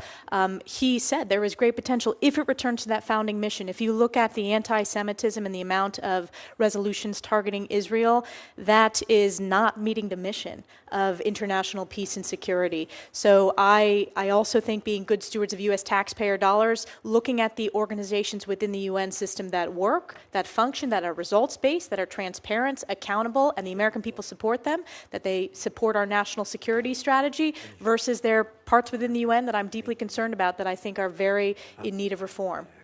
Thank you. Now on to Israel. The UN has a long history of disproportionately targeting Israel with resolutions, inquiries, and sanctions. Specifically, Agenda Item 7, which mandates the discussion of alleged Israeli human rights abuses at every session. This agenda item is unique to Israel and is not applied to any other nation like China, Russia, Iran, North Korea, Cuba, or Venezuela, who all have documented severe human rights abuses. Given that U.S. funding indirectly supports investigations and resolutions that single out Israel, what is your plan to increase transparency and accountability in the allocation of UN resources and American taxpayer dollars? I think this is a key question that I want to work with this committee. The chairman has spoken extensively in various hearings about the importance to know where every dollar goes within the UN system, and that is my commitment to do so, to deliver that transparency and accountability as part of this process, assessing all of our UN programs, our funding, to see if they're effective and if they are supportive of American values. And then if they're not, then we need to have serious conversations with our appropriators. Thank you. Many UN member states with barbaric human rights records are quick to criticize Israel while avoiding scrutiny for their own bad behavior. How do you plan to hold them accountable? I think holding them accountable with our voice is very important. Speaking out, that was one of the lessons in the committee hearing with higher education, with the colleges and universities. When you speak out with moral clarity, the world and the American people listen. We need to ensure we have that moral clarity with our U.S. ambassador to the United Nations every single day. In recent years, there have been calls to withdraw or reduce U.S. funding to UN agencies that are clearly anti-U.S., anti-West, and support the hostile states that use the UN for themselves and against us. What actions are available to you to make clear that the United States will no longer accept being treated this way at an international organization we largely fund? I think President Trump is the strongest commander-in-chief in terms of he knows when to negotiate and he knows when to walk away when organizations are counter to our national security or counter to American interests, whether it's the WHO or whether it is other organizations within the UN system like UNRWA, and I hope to support his leadership in this role. So I look forward to your tenure at the UN. I assume you'll be there Trump's entire term. At the end, what would you consider to be your success? What would you hope to say you accomplished in your 4 years? I would hope to accomplish support of President Trump's America First, Peace Through Strength. I would also hope to accomplish significant reforms to demand results and efficacy of every dollar that goes to the UN. For decades, this committee on a bipartisan basis has talked about the importance of reform. We need to get that done. I think it fits squarely with this Department of Government efficiency and one of the major issues that the president campaigned upon. And I also want to make sure that every U.S. taxpayer dollar goes to support making America stronger, safer, and more prosperous, working directly with the Secretary of State to do so. And President Trump campaigned on peace and no new wars. He is the president of peace and no new wars. I also think we have a unique opportunity, for example, to build on the success of the Abraham Accords in this second term, and I hope to support that in this role. Thank you. You're going to do a great job. Thank you, Chairman. Senator Rosen. Well, thank you, Senator Ricketts, for filling in for Chairman Risch, and Ranking Member Shaheen for holding this hearing today. And thank you, Congresswoman Stefanik, for your decade of service in the House, for volunteering to serve our country in this new role. I enjoyed working with you when we were on the House Space Science and Technology Committee. I want to congratulate you again on your nomination. And I do really appreciate your comments today about how you'll tackle anti-Israel bias at the UN, which, of course, I'm also extremely concerned about, but it's precisely because of that bias that I believe we must lean in to leadership at the UN, not diminish our role. And as you and I discussed last week, if we're not at the table, our seat will be taken by someone who does not share our values and does not defend our allies. And so I'm going to move on to some other questions that haven't been asked, and I'm going to move on to Lebanon because there's a lot going on. And the UN Security Council Resolution 1701 states there should be no armed presence in southern Lebanon other than the Lebanese armed forces. UNIFIL is charged with monitoring and enforcing this resolution.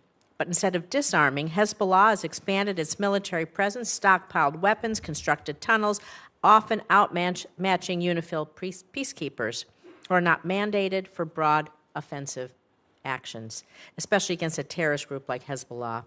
Even in the wake of Israel's successful degrading of Hezbollah forces and the LAF moving into southern Lebanon, it is clear that something has to change. UNIFIL must support the effort if more of these achievements are to be sustained.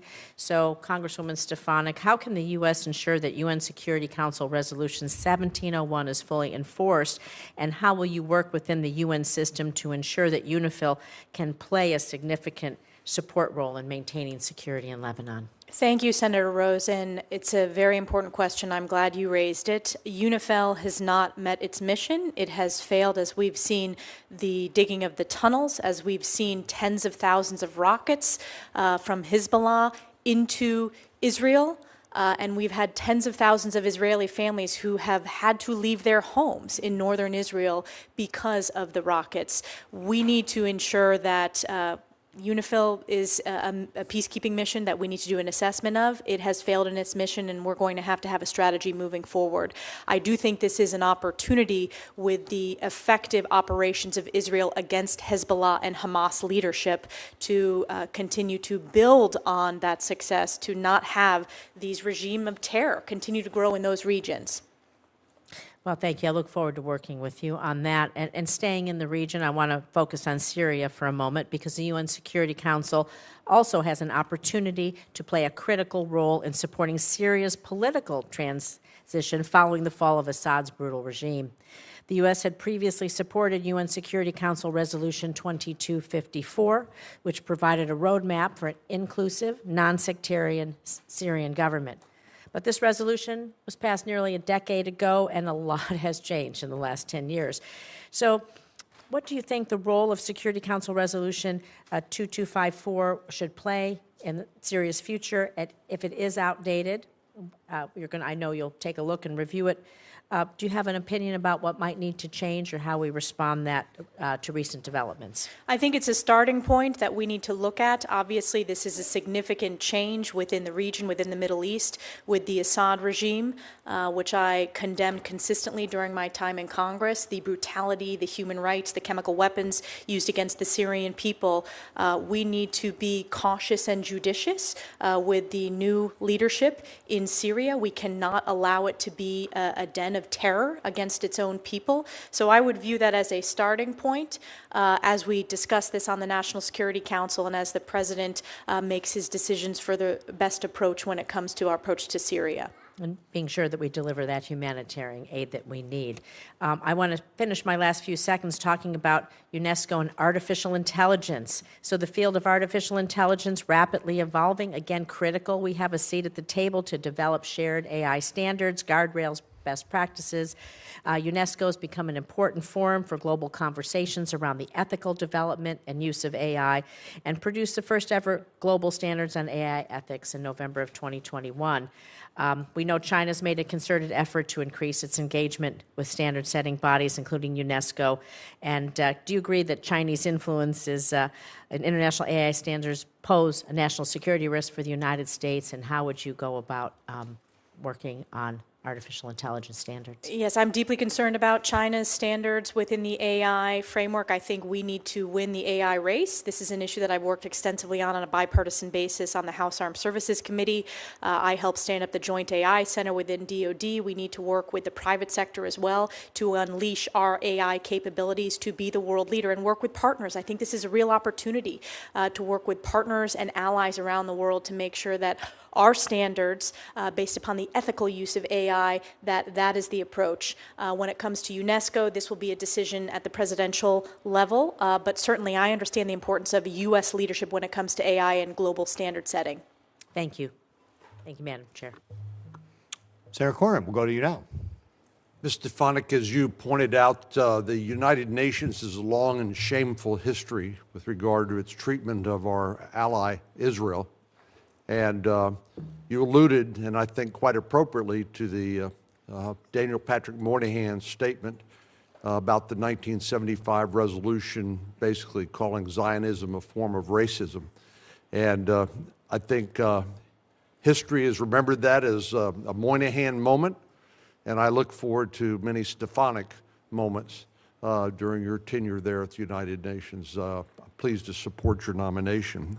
I have a couple of questions, one about Iranian nuclear aspirations and the other about Russia. First, let me start with Russia.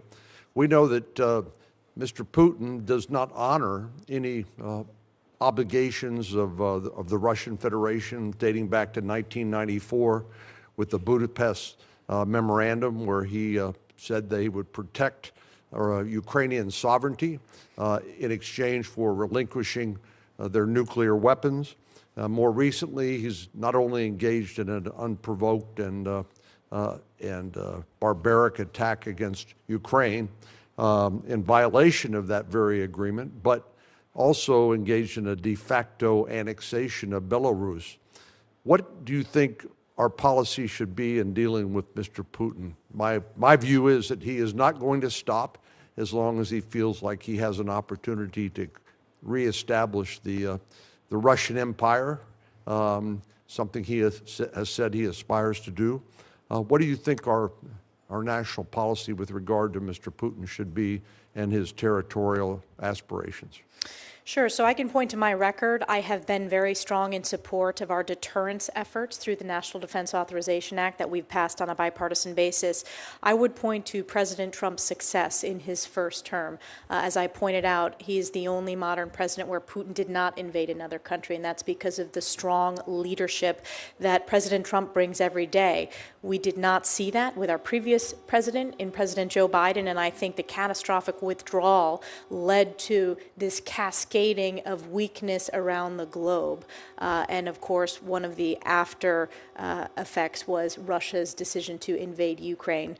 I think the president needs to have maximum flexibility to bring this resolution to an end, a peaceful resolution, stopping the killing, stopping the bloodshed. He campaigned on this issue, and certainly Secretary Rubio testified extensively on this issue as well. So I want to support his commitment to do so through his special envoy and his decisions as president.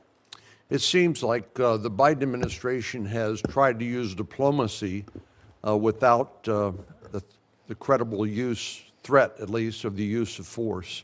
Do you think diplomacy works without deterrence?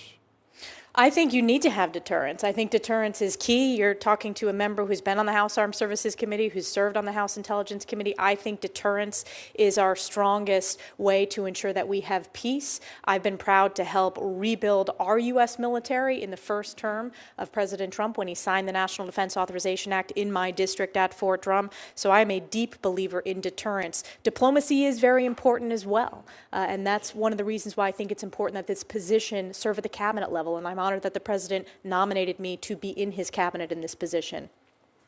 As you know, because you have a record dealing with the UN Security Council Resolution 2231, adopted as part of that deal, the Iranian nuclear deal in 2015, was snapback sanctions if Iran violated the agreement, which it has clearly done time and time again.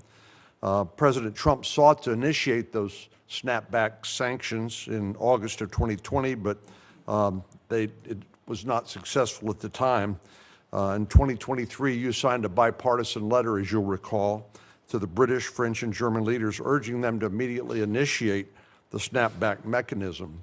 How important do you think it is that that snapback occur, and what threat is there to the region and to world peace of Iran acquiring a nuclear weapon? Oh, it's the most significant threat to world peace and specifically to the region. And I have a long record on this issue. I think it will be an important tool to consider in the president's toolkit as he pushes back on Iran. If you look at the success in his first term of the maximum pressure campaign on Iran, we had the Iranian regime, he had the Iranian regime at its weakest point. And what we have seen with the hundreds of billions of dollars sent to Iran during the last president is you have an emboldened Hamas, who committed the bloodiest day for the Jewish people since the Holocaust on October 7th. You had an emboldened Hezbollah, which luckily successfully Israel has continued to eradicate the terrorists of both Hamas and Hezbollah, and that's funded by Iran. So it has a cascading effect across the region. One of the greatest breakthroughs to push back on Iran is the Abraham Accords and building upon that success. Also using our energy policy, and President Trump was a visionary in this space, understanding that energy policy is national security around the world. Thank you. Senator Van Hollen. Thank you, Mr. Chairman. Representative Stefanik, it was good to meet with you the other day. We discussed many of the important issues you will face at the United Nations. And I was pleased to hear you say that despite your voting record in the House, you support funding for the United Nations and most of its agencies. And we agreed that U.S. disengagement from the United Nations would simply cede lots of territory to our adversaries. Sadly, President Trump's decision to leave the World Health Organization will do just that. I believe it will make us less safe. Viruses don't respect national boundaries. Also, much false information has been spread about UNRWA this morning. I simply urge all my colleagues to go read the U.S. intelligence assessment of UNRWA, an organization that Cindy McCain, the head of the World Food Program, has described as, quote, indispensable. One issue that you will immediately face at the UN are discussions and resolutions regarding the ongoing conflicts in the Middle East. And I associate myself with Senator Rosen's comments about the importance of enforcing UN Security Resolution 1701, along with other UN Security Council resolutions. Like you, I've met with the hostage families, many of them, and I commend President Trump and Special Middle East Envoy Steve Witkoff for the role they played in finally securing the agreement to release the hostages and enter into a ceasefire. It's essential that they achieve its full implementation. I'd like to discuss your views about what people refer to as the day after in Gaza and beyond. President Trump has an opportunity to bring some light at the end of a very dark tunnel we find ourselves in, the latest chapter being the horrific Hamas attacks of October 7th. The president has said he wants to bring long-term peace and security to the region. Clearly, Hamas can have no role in that future. But long-term peace must include security, self-determination, and dignity for Israelis and Palestinians alike.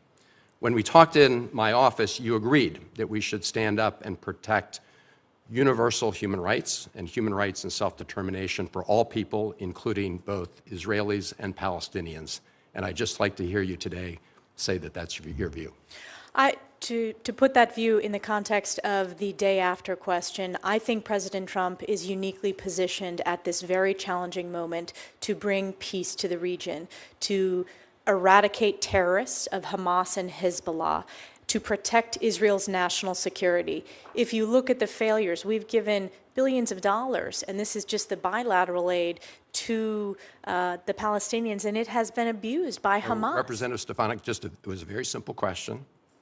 I just asking you if you agree with the statement that in order to achieve long-term peace and stability in the Middle East, that we have to secure the human rights and rights of self-determination for both Israelis and Palestinians. That's a yes or no. I support human rights for all, and I think it's a disgrace that Hamas and Hezbollah have stripped human rights of the Palestinian people, and we need to ensure that we are standing up for human rights, and Israel is standing up for human rights. It is a beacon of human rights in the region. We agree with that. I asked you in my office also about whether Palestinians have the right of self-determination.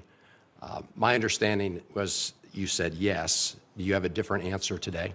That was not the direct question that we discussed. I said the You Palestinian believe people. that Palestinians have the right of self-determination? I believe the Palestinian people deserve so much better than the failures that they've had We agree from on that. terrorist It's leadership. just a pretty simple question. And I believe we need I take it peace the in the answer's region. Of course, they So- deserve human rights. So I want to ensure that, number one, we bring the hostages home. I so want do to all of us. Representative Stefanik, let me just ask you.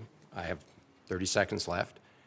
I'm rarely surprised by answers in my office, but I did ask you whether you subscribe to the views of Finance Minister Smotrich.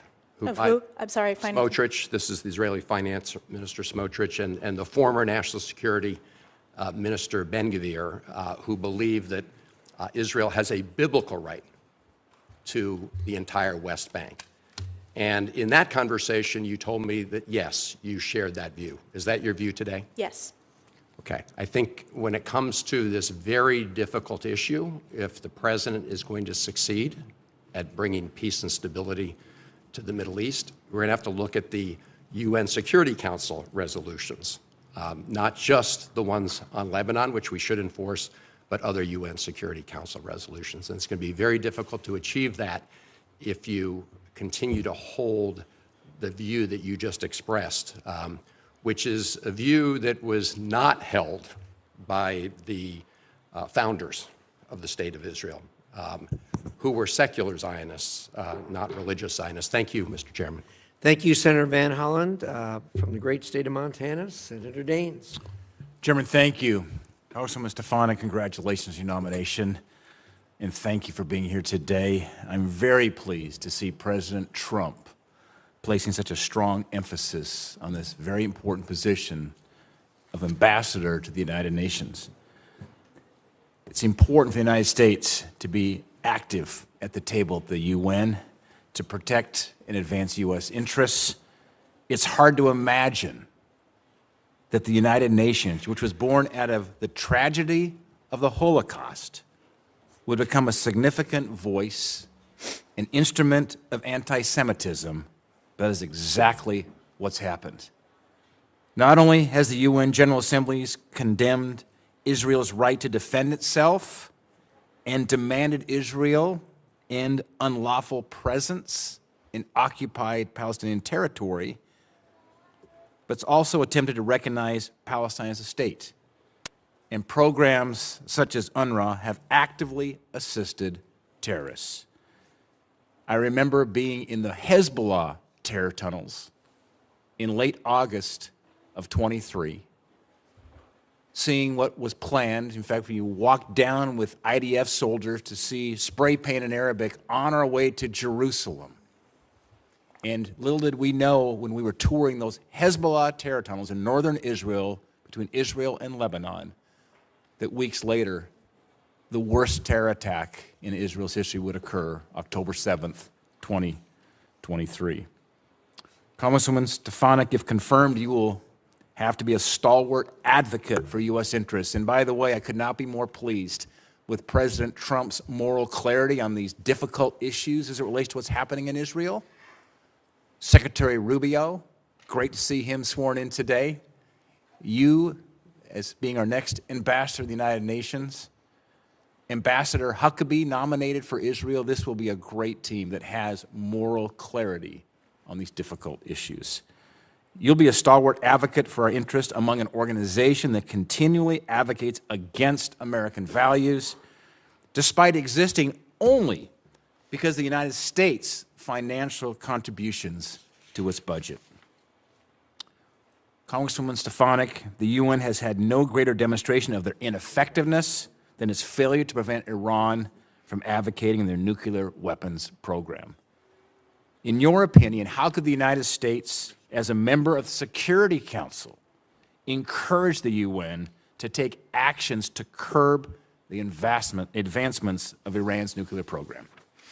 I think this is related to the question by Senator Cornyn, consideration of snapback sanctions, continuing to be a strong voice pushing back against Iran, supporting the president's maximum pressure campaign, which was so successful in the first term, that we will see a continuation of in this term.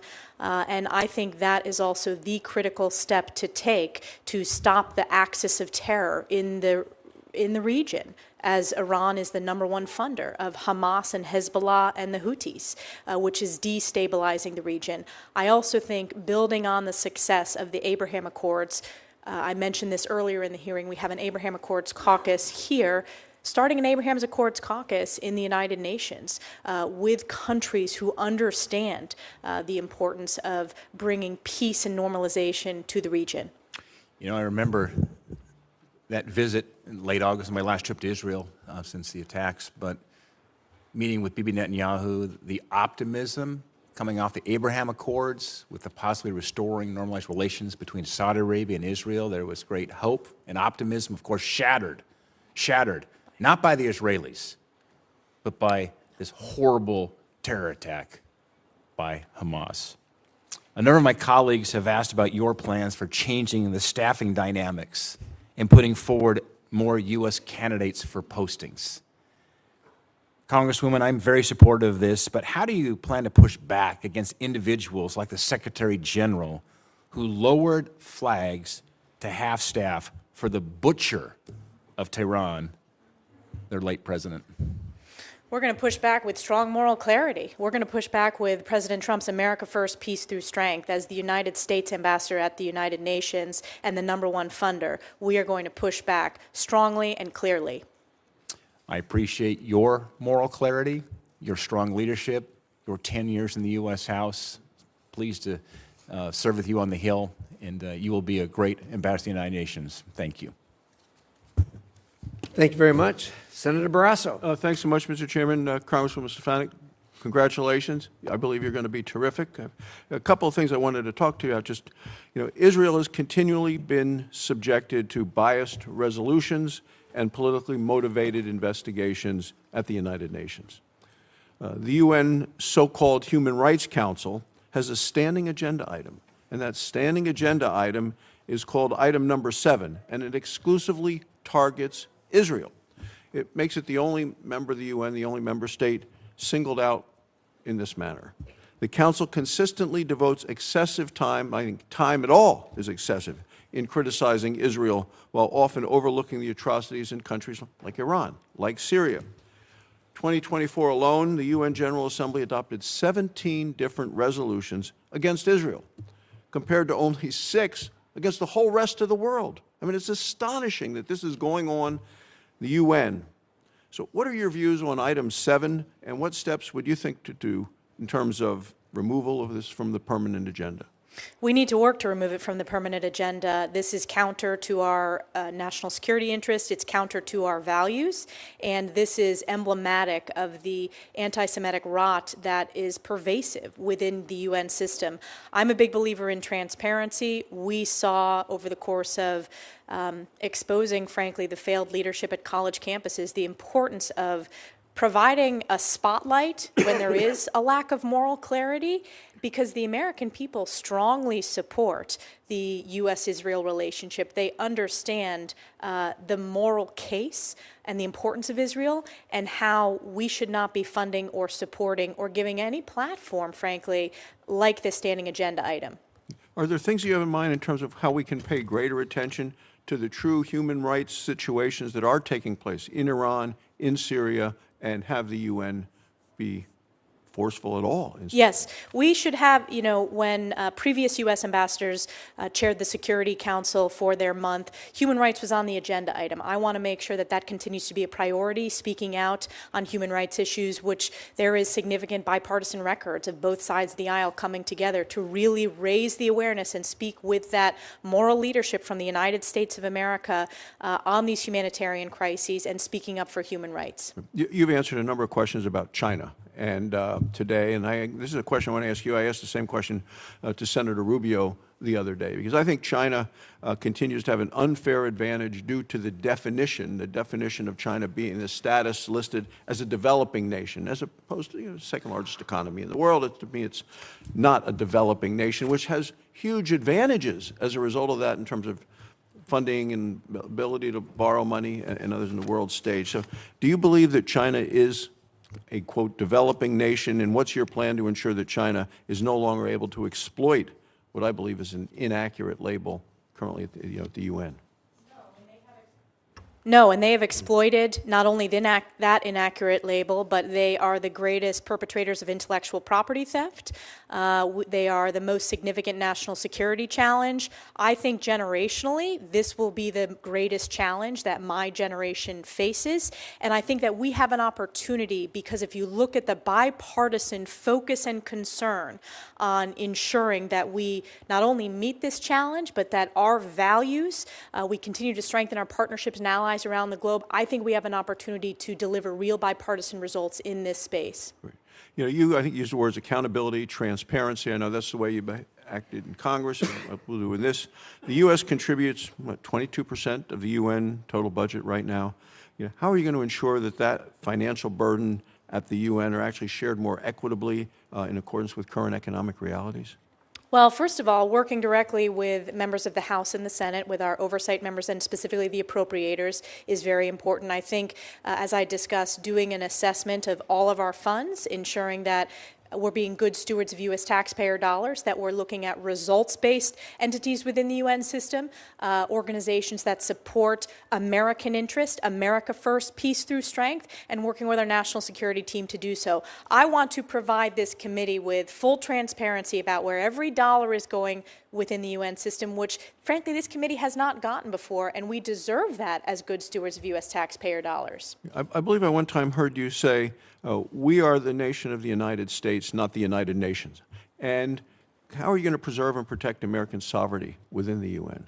I deeply support American sovereignty, and I know that I'm going there to be, if confirmed, the ambassador of the United States to the United Nations and not the other way around, and I will always stand up for American values.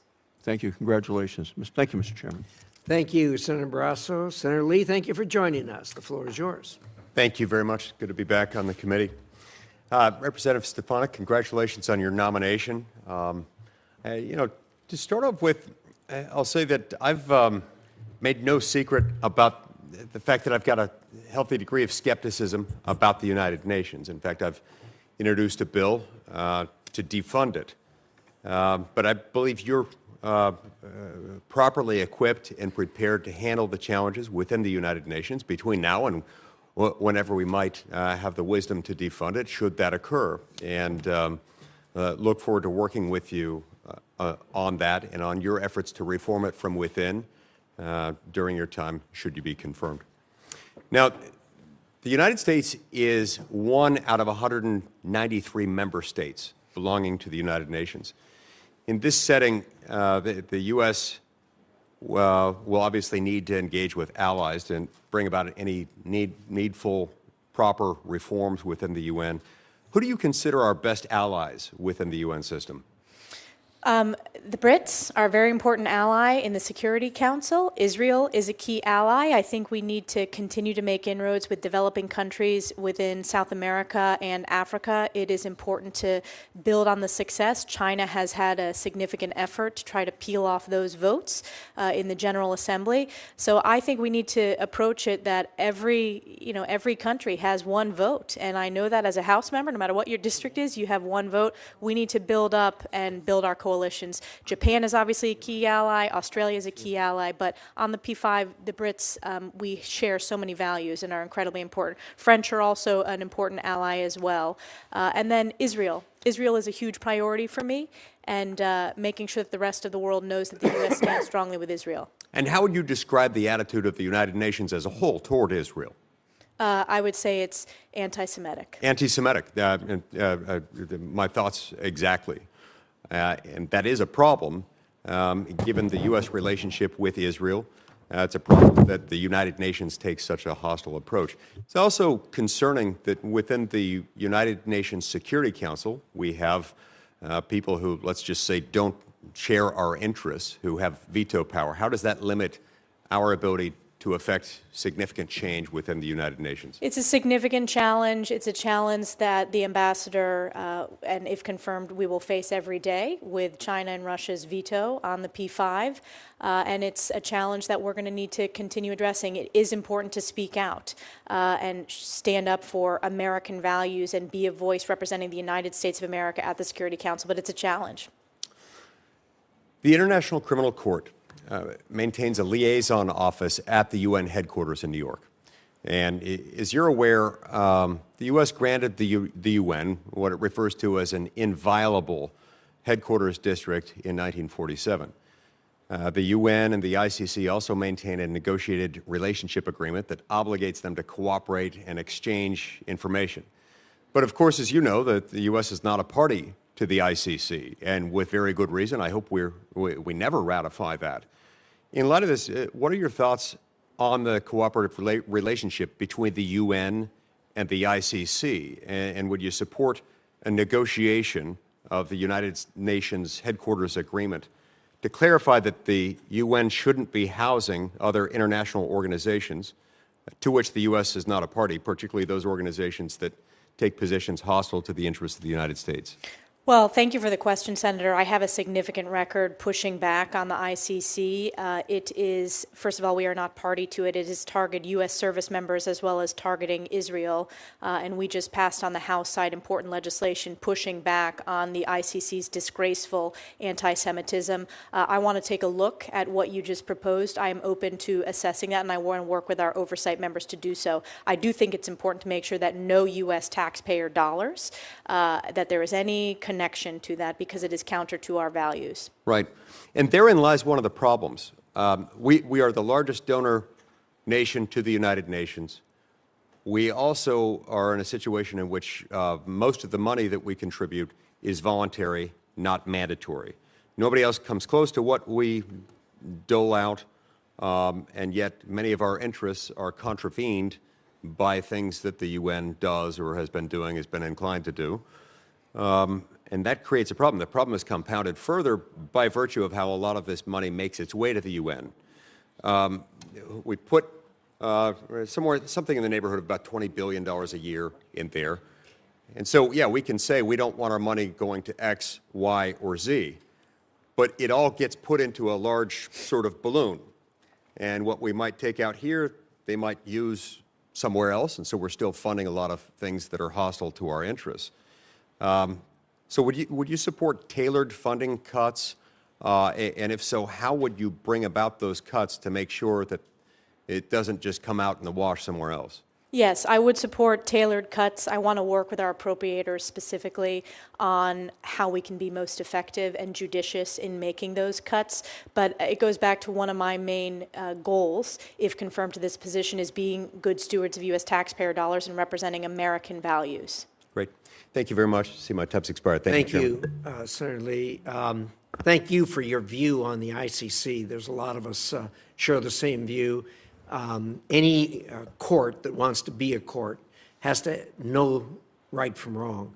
And for the ICC to proclaim some kind of moral equivalency between Israel and Hamas is ridiculous. They can't have any kind of standing in a judiciary or legal system with that kind of a view. So thank you for your view in that regard. Senator Schatz. Thank you, Chairman. Ms. Stefanik, nice to see you again. Thanks for taking the time. Speaking of every country having a vote, we had a pretty constructive conversation about the Pacific Island nations with which we've, I think, made some progress in terms of engagement, but it's kind of a mixed bag because of the PRC influence. And I'd just like to hear you say in public what we discussed in private, which is that it is important that we remain engaged in all these little nations, which are sovereigns and all do have a vote at the UN for strategic purposes. When we talk about the Asia-Pacific region, we tend to talk about South Asia, East Asia, very little about the countries that occupy the Pacific Ocean, and I'm wondering if you can talk about that.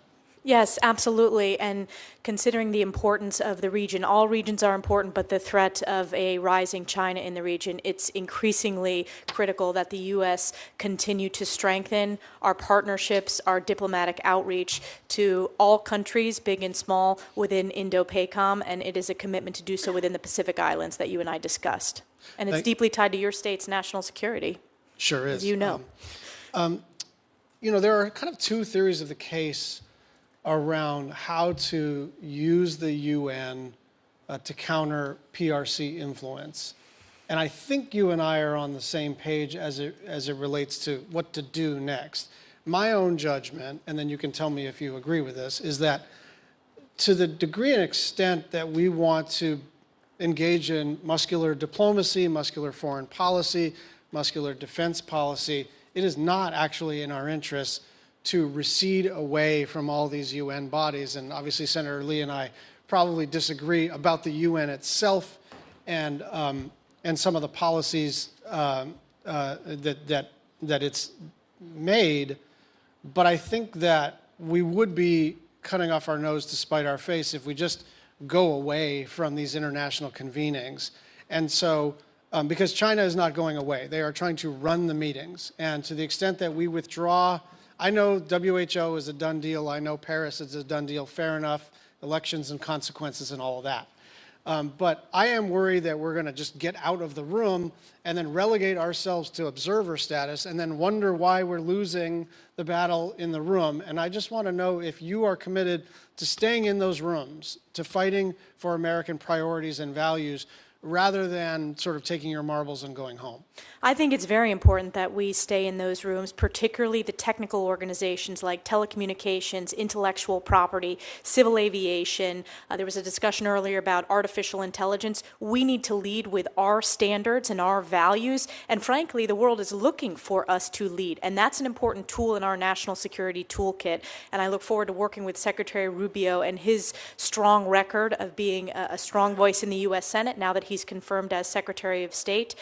So certainly there will be policy disagreements. I support the President's decision, but we need to push back in the short term and long term against the CCP's inroads, and we need to do so with people as well, both at the lowest level, the starting entry levels within the UN system, but also the senior level and heads of these sub-UN agencies. Thank you for that. I know Senator Coons may have covered this a little bit. I understand there's a 90-day pause on all aid. And again, elections and consequences, like every president comes in and pauses all pending regulations and all the rest of it. But some of this is going to have material consequences like pretty quickly, and we don't have 90 days when it comes to our military partnerships. People don't have 90 days when it comes to humanitarian assistance. And I'm just wondering how we navigate through the absolute prerogative that a president has to set their own policy course versus 90 days could be too long for some communities and countries. Thank you for the question. I support the President's executive action. I think it's important that we be strong voices for the American taxpayer and ensure that all of our investments go to specific results, strengthening our national security, making America strong, safe, and prosperous, and bringing peace through strength. If confirmed, I will work within the National Security Council and with the President and Secretary of State to ensure that we have the strong tools that we need within the United Nations to work with Secretary Rubio on our broader national security strategy that the President has laid out for the American people.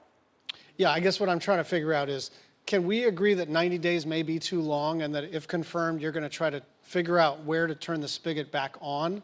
Because right now, this is a blanket freeze, and I presume some of the things that are frozen are going to get unfrozen.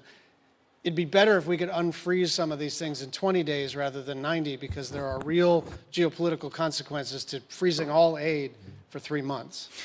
Thank you, Senator Schatz. I do support the President's executive order. We will work on the National Security Council to make sure that all the tools that are needed to protect our national security, and the diplomatic piece is an important part of that when it comes to the UN.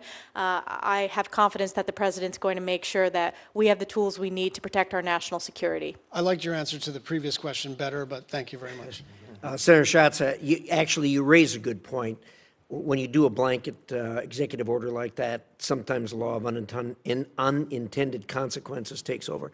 Having said that, every one of these executive orders can be amended, and we have a history of amending them, both sides, over years. So I'm not as concerned about that, but it is a valid and legitimate point. Thank you so much. Senator Cruz, you're up.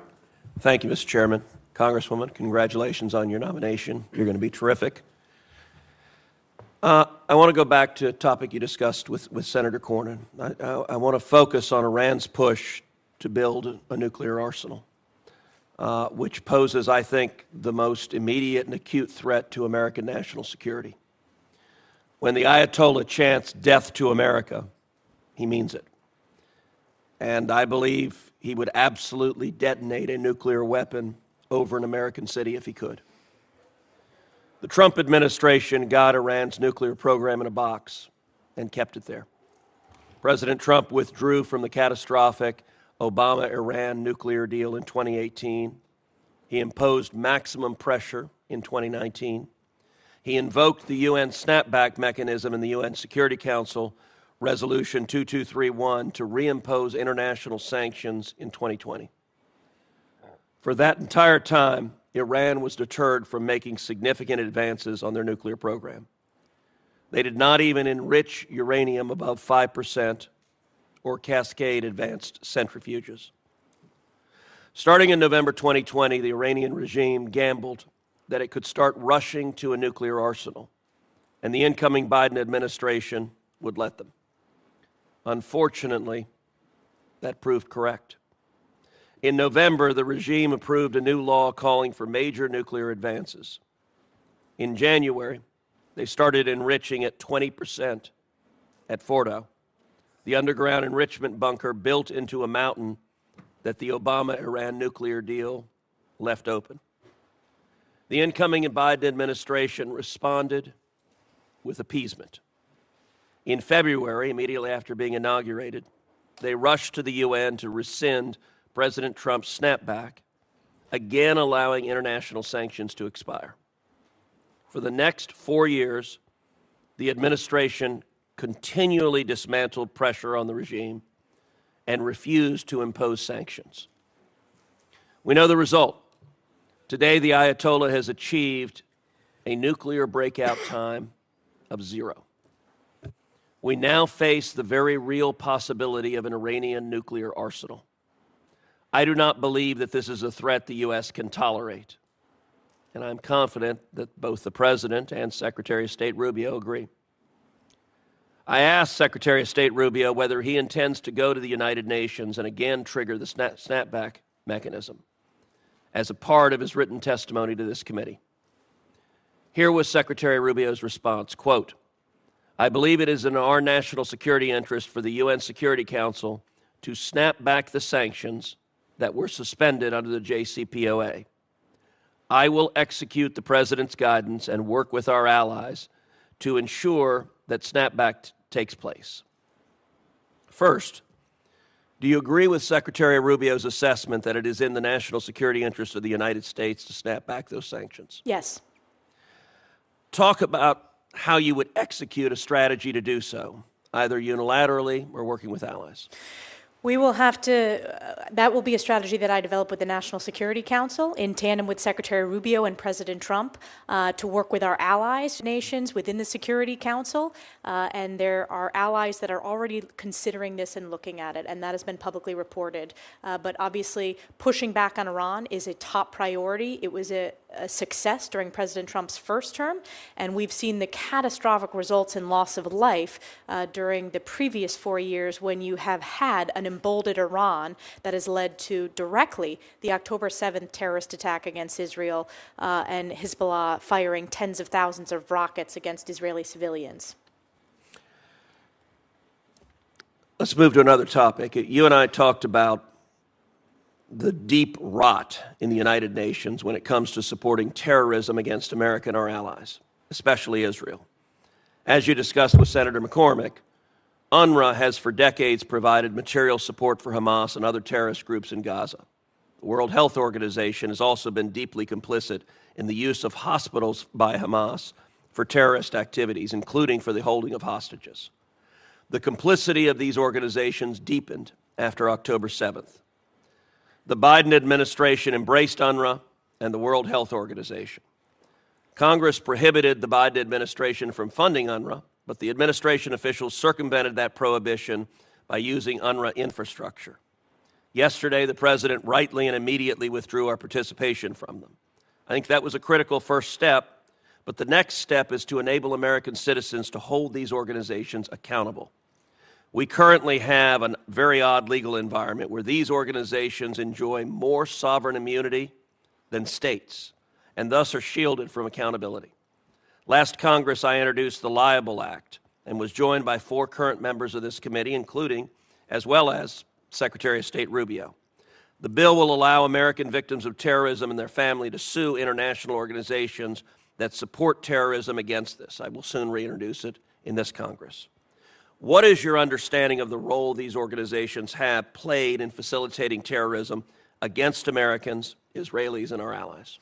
Well, UNRWA, there were individuals in UNRWA who participated, who executed and committed terrorist acts against Israel on October 7th. Sinwar, the leader of Hamas, carried an UNRWA passport. You had a Hamas data center under UNRWA headquarters. So the rot is deep. Congress made the right decision. I was proud to be one of the leaders when it came to defunding UNRWA.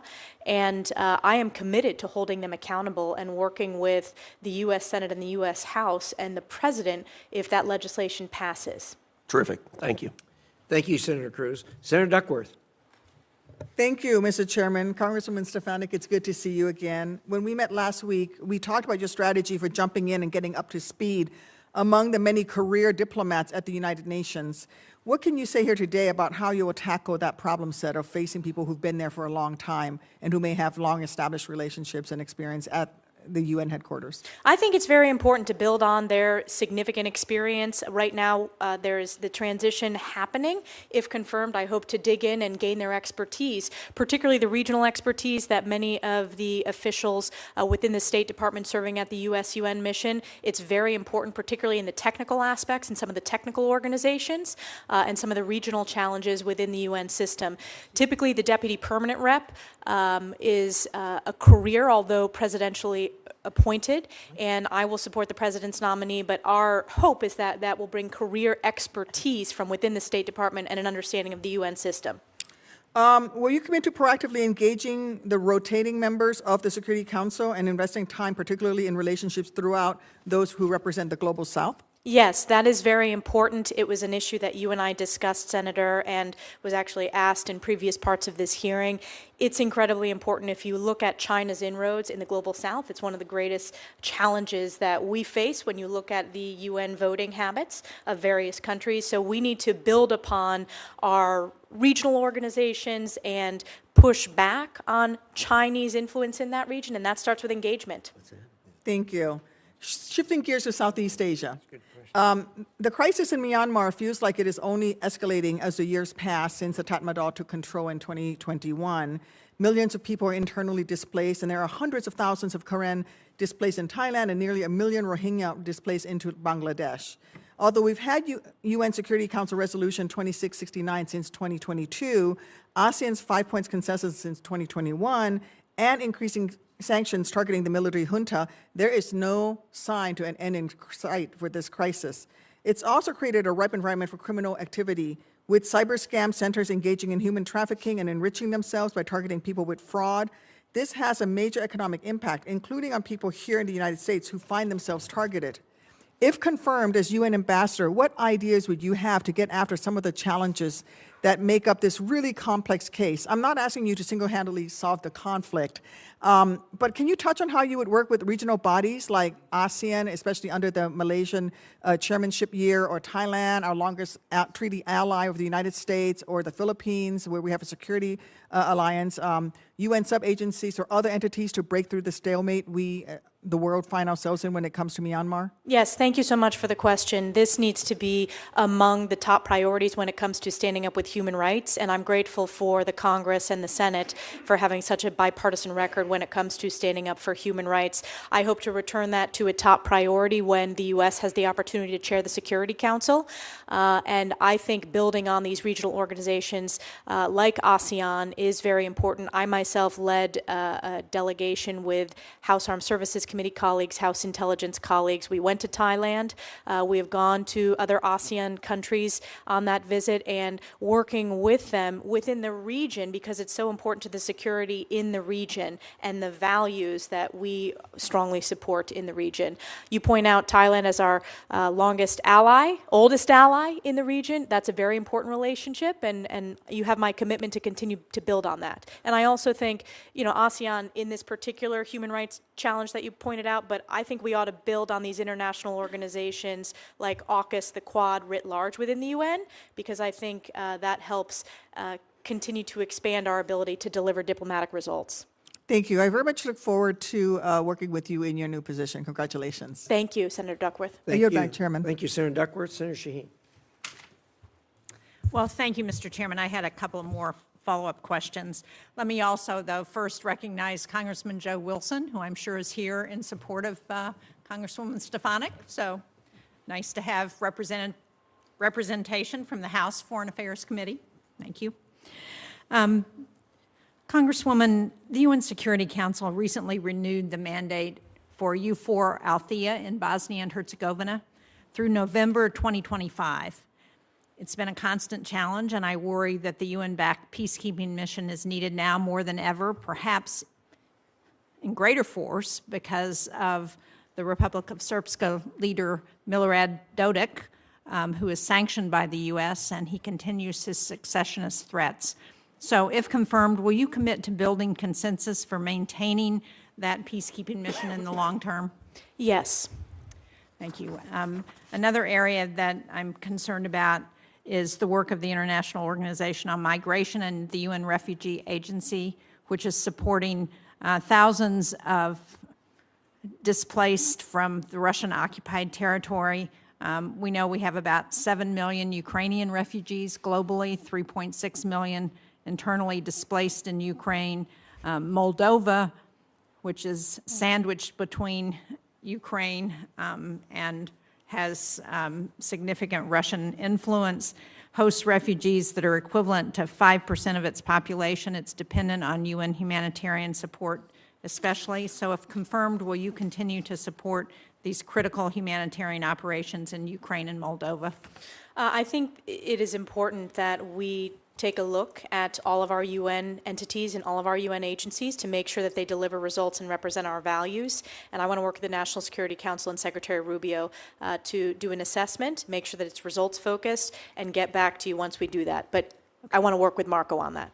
Good. Well, that's fair. And I think it's in our interest to help ensure that those countries who are impacted by the fallout from the conflict have the support to be able to withstand Russian influence so that they don't also fall as the result of conflict. And let me also register my support for the UNIFIL mission. Again, I think it's one that we need to examine and see how we ensure that they continue to be a strong bulwark against Hezbollah and what's happening in Lebanon. But we need to ensure that there is somebody there to address the peacekeeping that needs to continue now as the result of Lebanon has actually made some real progress in getting a president in place and a prime minister who are outside of the influence of Hezbollah. I think anything we can do to ensure that continues is really important. With that said, I also want to go back to Syria because you talked a little bit about the concern about HTS and what they will continue to do in Syria has come up in the questioning. The fall of Assad probably dealt as big a blow to Iran and Russia as anything that's happened in the Middle East in recent years. And I think it's important for us to think about how we fill that vacuum, because if we don't, or if those people who support freedom, support the opportunity for self-determination for the Syrian people, then we know that Iran and Russia and other players will come back in to the region. So can you talk a little bit about how you think we can ensure that humanitarian aid continues to get through into Syria, and that the UN can engage to ensure that we don't have our adversaries filling that vacuum? I'm deeply concerned about our adversaries filling that vacuum. I also think that it's important that we continue to ensure that there is not another reign, frankly, of terror against the Syrian people. It's a very complex, there are open questions, and I want to work with Secretary Rubio and President Trump to ensure we have a real verification process. To go back to Reagan, trust but verify. I think that's really, really important before I make any commitments here today. And certainly I'm not going to get ahead of the president. There is no question that Assad's fall is a major blow to Iran, and it is an opportunity in the region for a people that have been human rights abuse, have been slaughtered by the Assad regime, the use of chemical weapons, and that's over the course while I've been in Congress as we've pushed back, and I credit President Trump for his effective military response to when Assad used chemical weapons. So I think I will commit to this committee that I'm going to work with the National Security Council, but will support the president's approach in a very unique and this moment in time where there's real opportunity, but we want to make sure that there's not terror. I appreciate that, and I look forward to working with you. And again, I think time is of the essence here, and we don't have a lot of time to look at what the options are before our adversaries move in. Thank you. Thank you. Good point, Senator Shaheen. Anything else for the good of the order? One very brief follow-up, Senator. Just wanted to ask you, what do you see as your most important lever or levers within the United Nations, should you be confirmed as our ambassador to the UN? What are your most important levers to wield authority to bring about reform? I think our vote on the Security Council and the fact that we are the biggest funder, we need to stand up for our values, American values at the United Nations. And I said earlier in my testimony, if confirmed, I will represent the United States. That is the responsibility, and that is what I'm hoping to do. But it's the UN Security Council vote, as well as our funding and the transparency and accountability that should come along with our funding. Great. Thank you so much. Thank you, Chairman. Thank you, Senator Duckworth, you had a follow-up. Yes, thank you. Just one question, Congressman Stefanik. It's really about the rights of persons with disabilities and people with disabilities around the world. I think the United States is in a very unique position to lead, and I think this is a place where you can work with other nations at the United Nations when it comes to issues that persons with disabilities face around the world, discrimination and the like. We still are dealing with unexploded ordinances from the Vietnam War in places like Laos and Vietnam and Cambodia. Have you thought a little bit about what work you would do when it comes for the issue of persons with disabilities in your role as our UN ambassador? Absolutely, Senator, and I thank you for your leadership on this issue, working with so many senators across the aisle. I think it's a very important way that America can lead when it comes to human rights and human dignity, and I hope to bring that leadership, and I know that Secretary Rubio, during his testimony, committed to that as well from the State Department approach, so I hope to be a strong partner in doing so. Thank you. I yield back, Mr. Chairman. Thank you very much. At this point, I am going to order the letters of support and matters related thereto regarding Congressman Stefanik into the record. They will be placed in the record. I'm going to leave the record open until 5 p.m. tomorrow evening in case there are questions for the record from members of the committee. So with that, our thanks to you. Thank you for spending the time with us here today. And unless there's anything else for the good of the order, committee is adjourned.